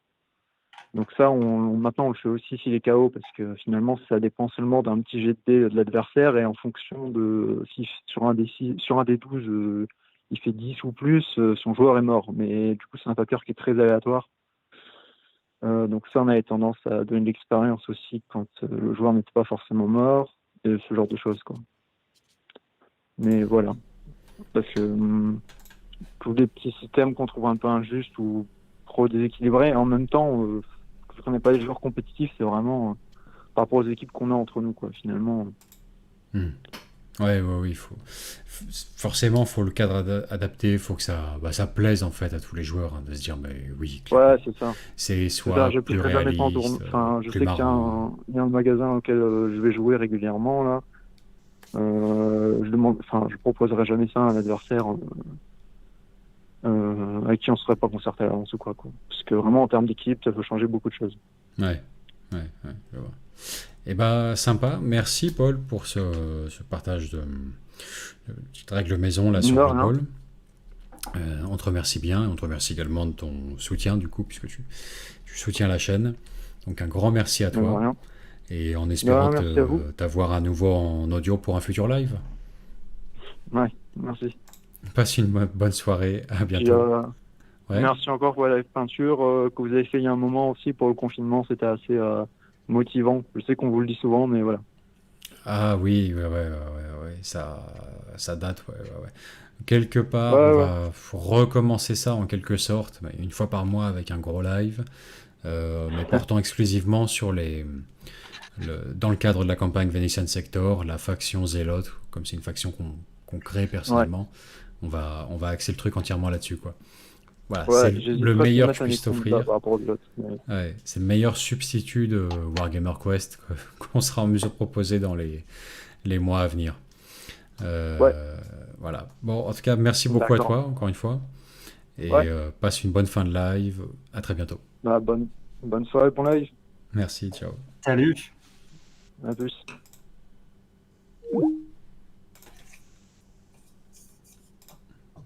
Voilà. Et Belenos dit, on veut du 40K maintenant, bordel, on a le droit. Ah mais Belenos, je t'en prie, si tu es doté d'un forfait téléphonique, n'hésite pas à appeler pour partager tes éventuelles règles maison que tu pratiques, toi, dans ce jeu, si tu en pratiques. Et on parlera de D'ailleurs, 40K avec plaisir. D'ailleurs, Ouais. il faut un truc très intéressant si jamais vous êtes joueur uniquement d'un jeu, genre au pif comme ça 40K. Regardez ce qu'il se fait dans les autres jeux, que ce soit au niveau des règles officielles que des règles perso. C'est quelque chose de très intéressant parce que justement, ça vous permet d'avoir des idées, en fait, tout simplement. Alors, Blood Bowl, évidemment, vous allez probablement avoir plus de difficultés à trouver des choses applicables, mais des idées dans Necromunda, dans AOS, etc., vous allez pouvoir trouver des règles que vous pourrez potentiellement intégrer à 40 000. Hein. Donc, c'est assez intéressant de quand même écouter ce qui se passe dans ces jeux-là, quoi. Ouais. Alors, on a un auditeur. Peut-être que c'est le Belenos en question qui s'est emparé de son téléphone pour prendre le relais sur 40K. Je ne sais pas, on va le découvrir. En tout cas, bonsoir, bienvenue sur Bonsoir, Live non. Planet Wargame. Je suis un nouveau hobbyiste. Je me suis Ouais, amusé dans Warhammer 40 000 à jouer la guerre impériale et j'ai créé des règles maison ouais, qui consistent à faire des campagnes scénarisées qui représentent des armées déjà entamées par la guerre. C'est d'accord. simple. Pour les Mhm. unités multitroupes qui ont moins de 3 PV, on lance un dé égal au nombre de figurines dans l'unité. On Ouais, fait ce résultat -1, c'est le nombre de figurines restantes dans l'unité. Donc l'unité peut être entièrement détruite par l'usure de la guerre. Et pour les unités à plus de PV, on lance juste un dé correspondant à leur nombre de points de vie, -1 à nouveau, pour voir combien de PV, combien de points de vie il leur reste, quelle est encore leur énergie, sont-ils encore aptes à se battre. Ça rajoute un peu de random à Warhammer 40 000 qui en a déjà beaucoup, je vais dire, sur les lancers de dés. Mais sur des batailles à grandes échelles, ça fait pas tellement la différence et ça peut rajouter un petit détail. Par exemple, ça peut rendre des unités qui étaient extrêmement fortes à cause de leur plasma caché derrière 9 autres PV, extrêmement vulnérables parce qu'il n'y a plus que 3 bonhommes dedans. Une petite règle maison que j'ai inventée. Voilà. d'accord. Et alors, au début de chaque partie ou juste au début de la campagne, entre guillemets? Et après, vous gardez les mêmes. Au début de la campagne, on n'applique pas cette règle parce que Ouais. théoriquement nos armées sont encore fraîches et vers la fin, on commence à appliquer cette règle. Généralement, la dernière bataille, on soustrait deux au jet de dés. D'accord. Et après, pour les nombres impossibles, par exemple, les Terminators, les Predators à 11 PV ou qui sont pas résolvables au dé, on utilise un site de générateur random de nombres. Voilà. D'accord. Donc c'est vraiment c'est un nombre aléatoire entre les 0 ou non entre 1 et la valeur maximale de PV du véhicule ou de l'unité, c'est ça? Voilà. Par exemple, là, ce serait de 1 à 11 pour le Predator. Ah oui, c'est vraiment Non, ce serait de aléatoire. 0 à 10, vu D'accord. qu'on soustrait 1, serait de Ouais. 0 à 10. D'accord. Ah oui. Et donc, ça rajoute un peu de piment à nos parties. On peut se retrouver à ne plus pouvoir jouer un Nika. Mhm. Et surtout, ce qui est fun, c'est qu'on voit surtout que les unités très faibles en nombre de points de vie, par exemple, un personnage de 3 points de vie a plus de chances de sortir. Ça empêche le spam des petites unités. Ah ouais. Ouais, ça doit être assez radical, ça. On aligne une armée, mais on ne sait pas avec quoi on va pouvoir entamer la partie. Voilà. Ouais, ouais. Ça me donne un peu de scénarisé. Hmm. C'est vraiment radical, mais c'est vrai que ça peut être sympa. Ouais. Ça peut être sympa. Tu fais avec ce que tu as devant Voilà. au pied du mur, quoi. C'est les affres de la guerre. Ouais, ouais. Eh ben, sympa. Franchement, ouais, ça me donne envie d'expérimenter. Je pense qu'il faut partir avec de grosses armées, du coup, pour avoir quand même un Oui. truc résiduel suffisant, quoi, un petit peu. Oui. Parce que tu peux vite, sur une liste à 2000 points, te retrouver très vite avec l'équivalent de 1000 points, en fait. Hein. À mon avis, Voilà. ça doit vous arriver. Ouais. Mais j'avoue que c'est tentant, ouais, sympa. Carrément. Voilà. Et sinon, j'avais une question pour la campagne Venexian Sector. Ouais. On peut participer à toute échelle d'armée ou on doit avoir un minimum de points pour... À toute échelle d'armée, c'est si tu essaies de remplir le questionnaire comment dirais-je, de compte rendu de partie, tu rentres toi-même le nombre de points de la partie. Et D'accord. je sais pas, c'est pour 40 000? Tu joues à 40 000, c'est ça? Ah oui, c'est pour 40. Ouais. Et bah écoute, ça va de 0 à X On va voir. milliers de points. Il n'y a pas vraiment de limite fixée, quoi. Voilà. D'accord. Le format qui vous plaît, qui vous arrange, que vous aimez.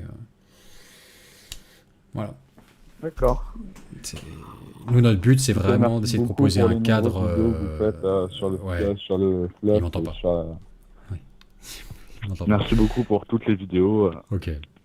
Eh ben, merci à toi pour ton appel. Ça va? Au revoir. Ouais. Tu vas bien? Il a raccroché. Allô? C'est très bizarre, la séquence sur la fin. J'ai l'impression il a appelé pile poil au point de jonction de sa vie où il passe de Anakin à Dark Vador, quoi. C'est assez étrange. La fin de l'appel, là. Bon, bah, on va faire avec. Hein. En tout cas, merci à lui. Je pense qu'il y a des petits problèmes audio. Il ne devait pas nous entendre en direct ou j'en sais rien. Il y avait un décalage. Assez curieux, ouais. Bon. Ok. Bon. Enfin. Si. Un Dark Anarius Question nous subsidiaire, disait, règle Timmy. maison, C'était une question chaque subsidiaire. joueur quand même. doit... Ah, vous. D'accord, ok. D'accord. Aucun ne m'entend en fait. Bon, c'est pas grave, c'est pas grave. Je voulais Si, digresser. non, mais si, je t'entendais, mais Je voulais digresser je me suis là-dessus arrêté. complètement. Franchement, maintenant, ça vaut plus le coup de ralentir, quoi. Mais je dis D'accord. juste, question subsidiaire. Sur, ouais. de 0 à 10, tu vois, à combien évalues-tu les chances que tu rappelles si t'es une fille après un premier coup de fil comme ça avec le gars, en fait, tu vois? À ton avis? Assez faible, à mon avis. Hein. Comme quoi, voilà, une mauvaise connexion, ça peut vous faire du tort. Hein. Vraiment. Vraiment. Ouais. Le téléphone fixe a encore ses vertus, quoi. Enfin. Bon, vas-y, Timmy, je te laisse enchaîne. Je disais, du coup, Dark Anarius disait, règle maison, chaque joueur doit écrire un minimum de 3 lignes pour présenter ses personnages. Donc lui, il rajoute quelque chose Ouais. en dehors de la partie, en réalité, Mmh, et qui est ok. plus une... Je sais pas si c'est vraiment un point de règle ou plus une... Ah si, ça... Allez, ouais, un point de règle, ouais. Je vois l'idée, ouais. Je vois l'idée. Mais c'est vrai que c'est une bonne idée. C'est une bonne idée de pousser les gens à réfléchir un minimum à leur personnage et à leur écrire un peu de fluff maison, un peu de ligne de présentation. Ouais, c'est ça. En plus, si tu veux, je veux pas développer à l'infini là-dessus, mais le fait d'inciter à 3 lignes, c'est une bonne ligne de conduite. Moi, c'est un sujet différent, mais quand même en rapport avec tout ça. C'est vrai que je pense que tout fluff maison rédigé doit pouvoir être résumé en une phrase, en gros. Sinon, c'est pas un bon fluff. Ce sera difficilement transmissible aux joueurs qui participeront. Il y aura que de la confusion. Ça colle pas. Ça va pas. Il faut pouvoir résumer tout, que ce soit un fluff de campagne ou un fluff d'armée ou un fluff de personnage en une seule phrase. Comme c'est le cas, en fait, à vrai dire, de la plupart des factions 40K. Hein. Tu peux les présenter en une phrase, faire une phrase de présentation. Hein. Sinon, ça colle pas, tu vois. Il faut s'accrocher à des idées fortes comme ça. Sans ça, voilà, tu rédiges des pages et des pages qui ne seront pas lues par tes opposants, en fait, dans la partie. Il faut un TLDR. Il faut une version TLDR, oui, voilà. Il faut une version TLDR. C'est exactement, ouais. C'est ça. Enfin. Tiens, justement, Letpaos dit, dans le temps, à Battle, seule la première ligne tapait et nous, toute l'unité tapait. Donc, ils avaient une évolution. Tiens, je vais faire une comparaison. Comme ce qu'il y avait à Battle, mais du coup, ce que vous aviez, ce que vous pouvez avoir aussi un peu dans AOS en quelque sorte, avec une portée d'armes au corps à corps, j'entends. Et du coup, il y a juste la première ligne qui tapait. Lui, toute l'unité entière tapait, un peu comme. Donc, ouais, donc c'est vrai que c'est intéressant comme principe. Ça rajoute de la. Comment dire, un principe que tu aimes bien, Vince, qui est comment dire, un peu comment dire, de considérer que il se passe plus de choses que ce qui est représenté sur la table. C'est-à-dire de passer outre le fait, par exemple, de mettre les figurines au corps à corps, etc. Je sais pas si tu vois ce que je veux dire. Oui, je vois, oui, je vois. C'est parfois tu gagnes à ajouter le degré d'abstraction au nom du fun ou de ce que toi tu as envie de voir sur la table, en fait. Enfin, ce que Voilà. toi et ton adversaire avaient envie de voir, ouais, par moment. Et par moment, non. par moment, justement, c'est tout l'inverse, tu vois, le degré d'abstraction devient gênant parce que tu as envie de quelque chose de plus précis, de quelque chose que tu vois plus sur la table. Encore une fois, pour revenir sur le... C'est vrai, nous, notre manière préférée de gérer la mort des personnages, c'est quand même de laisser le personnage quand il a 0 PV sur la table et de voir ce qu'il advient de sa dépouille ou son corps inanimé à ce stade, quoi. Est-ce qu'il va être capturé, tué ou sauvé, mais pas sur un simple jet de D6, plus en laissant cette possibilité de jeu, en faisant un objectif secondaire, quelle figurine arrive socle à socle avec lui, etc. À la fin de la partie, quoi. On préfère ça. Là, c'est l'inverse. On aime bien avoir un peu de concret, visible. On laisse pas ça au hasard, juste à un jet de dés, quoi. On aime avoir la représentation de la chose sur la table, quoi. Qui l'a capturé, comment, qui l'a tué. C'est important de savoir si ton personnage a été concrètement achevé par un Gretchin au corps à corps ou par le big boss de la WAG, en fait, d'en face. Il y a un degré, en fait, d'épique ou d'ignominieux qui est intéressant à prendre en compte à ce niveau-là, quoi. Ce serait dommage de s'en priver. Enfin. Est-ce qu'il est mort stabé quand il était au sol, là? C'est ça. C'est ça, exactement, oui. Bon, on va se diriger vers une fin de live, là, gentiment. Hein. Il est l'heure déjà. Il y a un truc dont je voulais vous parler aussi. Alors, putain, je savais que j'avais oublié quelque chose avant le live. Je voulais effacer l'ancien sondage de suggestion de sujet de live, parce qu'il est arrivé au bout de sa vie, en fait, celui-ci. Il est arrivé à terme, c'est fini. Il n'y a plus de suggestions vraiment exploitables. Il y en a de nouvelles qui viennent de temps en temps s'ajouter, mais elles sont tellement en bas de la liste par rapport aux autres votes pour des suggestions plus anciennes qu'elles sont invisibilisées. Donc on va faire table rase du passé et repartir sur un sondage vierge pour les suggestions de sujets de live. Parce que là, il y en a encore de présentes qu'on n'a jamais exploitées, mais parce que ça ne nous dit pas en fait de les aborder en live. C'est pas, on se dit par avance, ça va pas être... ça constituera pas un bon sujet de live, ce sera pas intéressant, etc.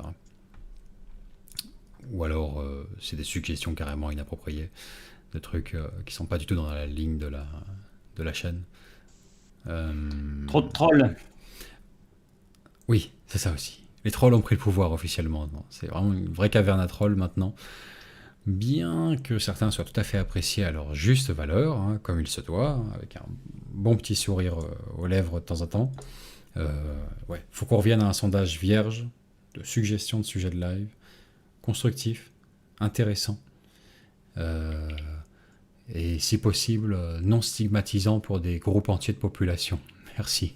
Dans les futures éventuelles suggestions de live que vous ferez, c'est un point à prendre en compte éventuellement, quoi.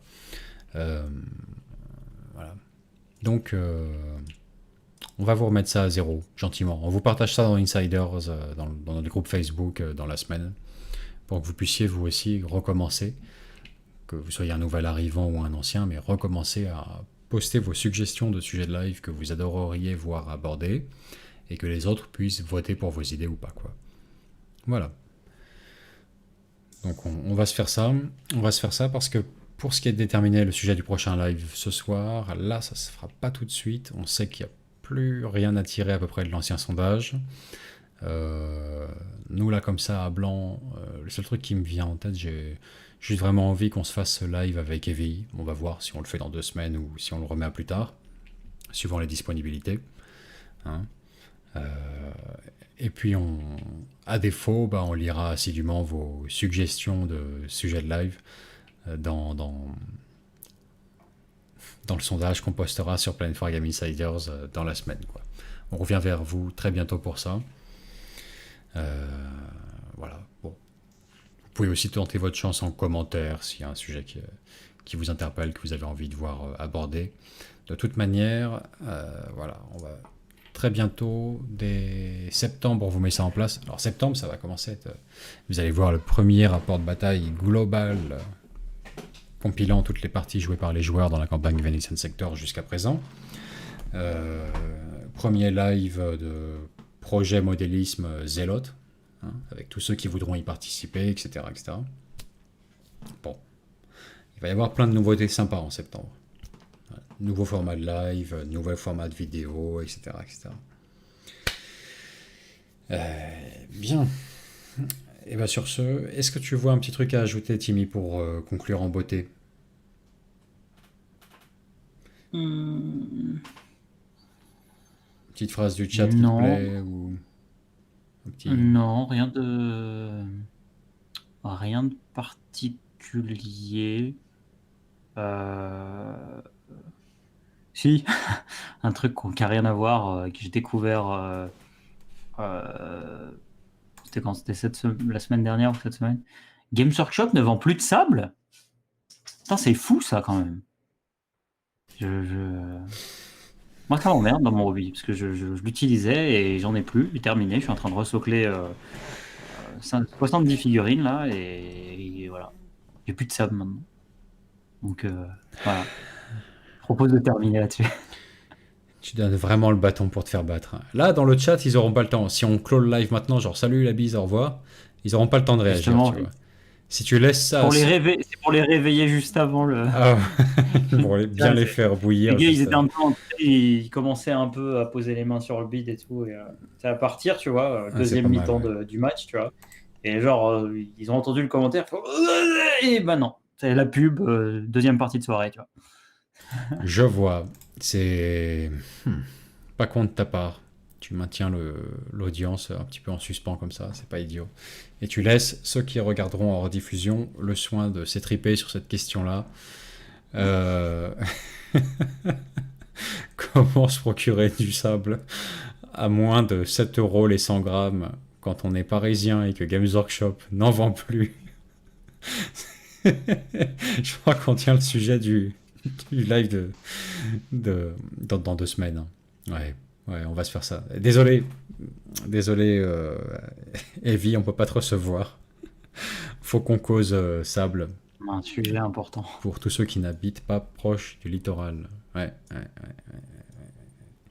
Effectivement. Oh, écoute. Un peu de sable du parc municipal de ton arrondissement, et puis voilà, ça fait l'affaire, et gratuit en plus. C'est pas pareil. Mais si, c'est pareil. Je suis pas un voleur, Vince. Il est juste un peu plus fourré aux maladies de Clodo du Moyen-Âge, si tu veux. Vous pensez à essayer de bien javeliser tout ça. D'accord. En plein Covid en plus, mec, franchement. Ah, il est Je vais y chargé. aller avec mon masque. Tu sais, je vais y aller avec mon masque, mais je vais pas être, tu vois, je vais pas être bien, quoi. Il est chargé. Mais bon, voilà. C'est un moyen en même temps d'éprouver ton système immunitaire. Je veux dire, à mon avis, ça agit comme un vaccin. Tu dois encore avoir des échantillons de peste noire ou trucs comme ça qui germent là-dedans. Là. Le sable des parcs parisiens, ouais. Pourquoi pas. Bon, enfin. Games Workshop ne vend plus de sable et Timmy est désemparé. Il est stoppé dans son hobby. Je suis désemparé. Comment voulez-vous conclure après ça? Enfin. Bon, eh ben. Ah bah. Si vous voulez, la carte du secteur vénétien est en ligne sur le site. Voilà. Ouais, Si vous voulez. excellent. Voilà, bon bah, un capel, laissez-moi vous raccrocher à la gueule. Je suis désolé, mon vieux, mais c'est plus le moment. C'est pas le moment, c'est plus le moment. Sauf si vous avez du sable à vendre pas cher. Ça peut intéresser l'un d'entre nous, a priori. Il a une palette de sable Games Workshop chez lui et tout. Il cherchait justement quelqu'un prêt à les racheter, tu vois. C'est Mais s'il lamentable. vous plaît, laissez-moi revendre mon sable. C'est lamentable. Faut qu'on réélève le niveau, hein, Timmy. Faut qu'on réélève le niveau. Je sais pas comment, mais ouais, faut qu'on y arrive. Ah putain. Enfin. Bon, bah écoutez, nous on a passé un super moment, donc on espère que vous aussi. Comme d'hab, on n'a pas à vous dire ce que vous avez à faire. Venetianfactor.com, vous avez les règles de la campagne, hein, comme d'hab.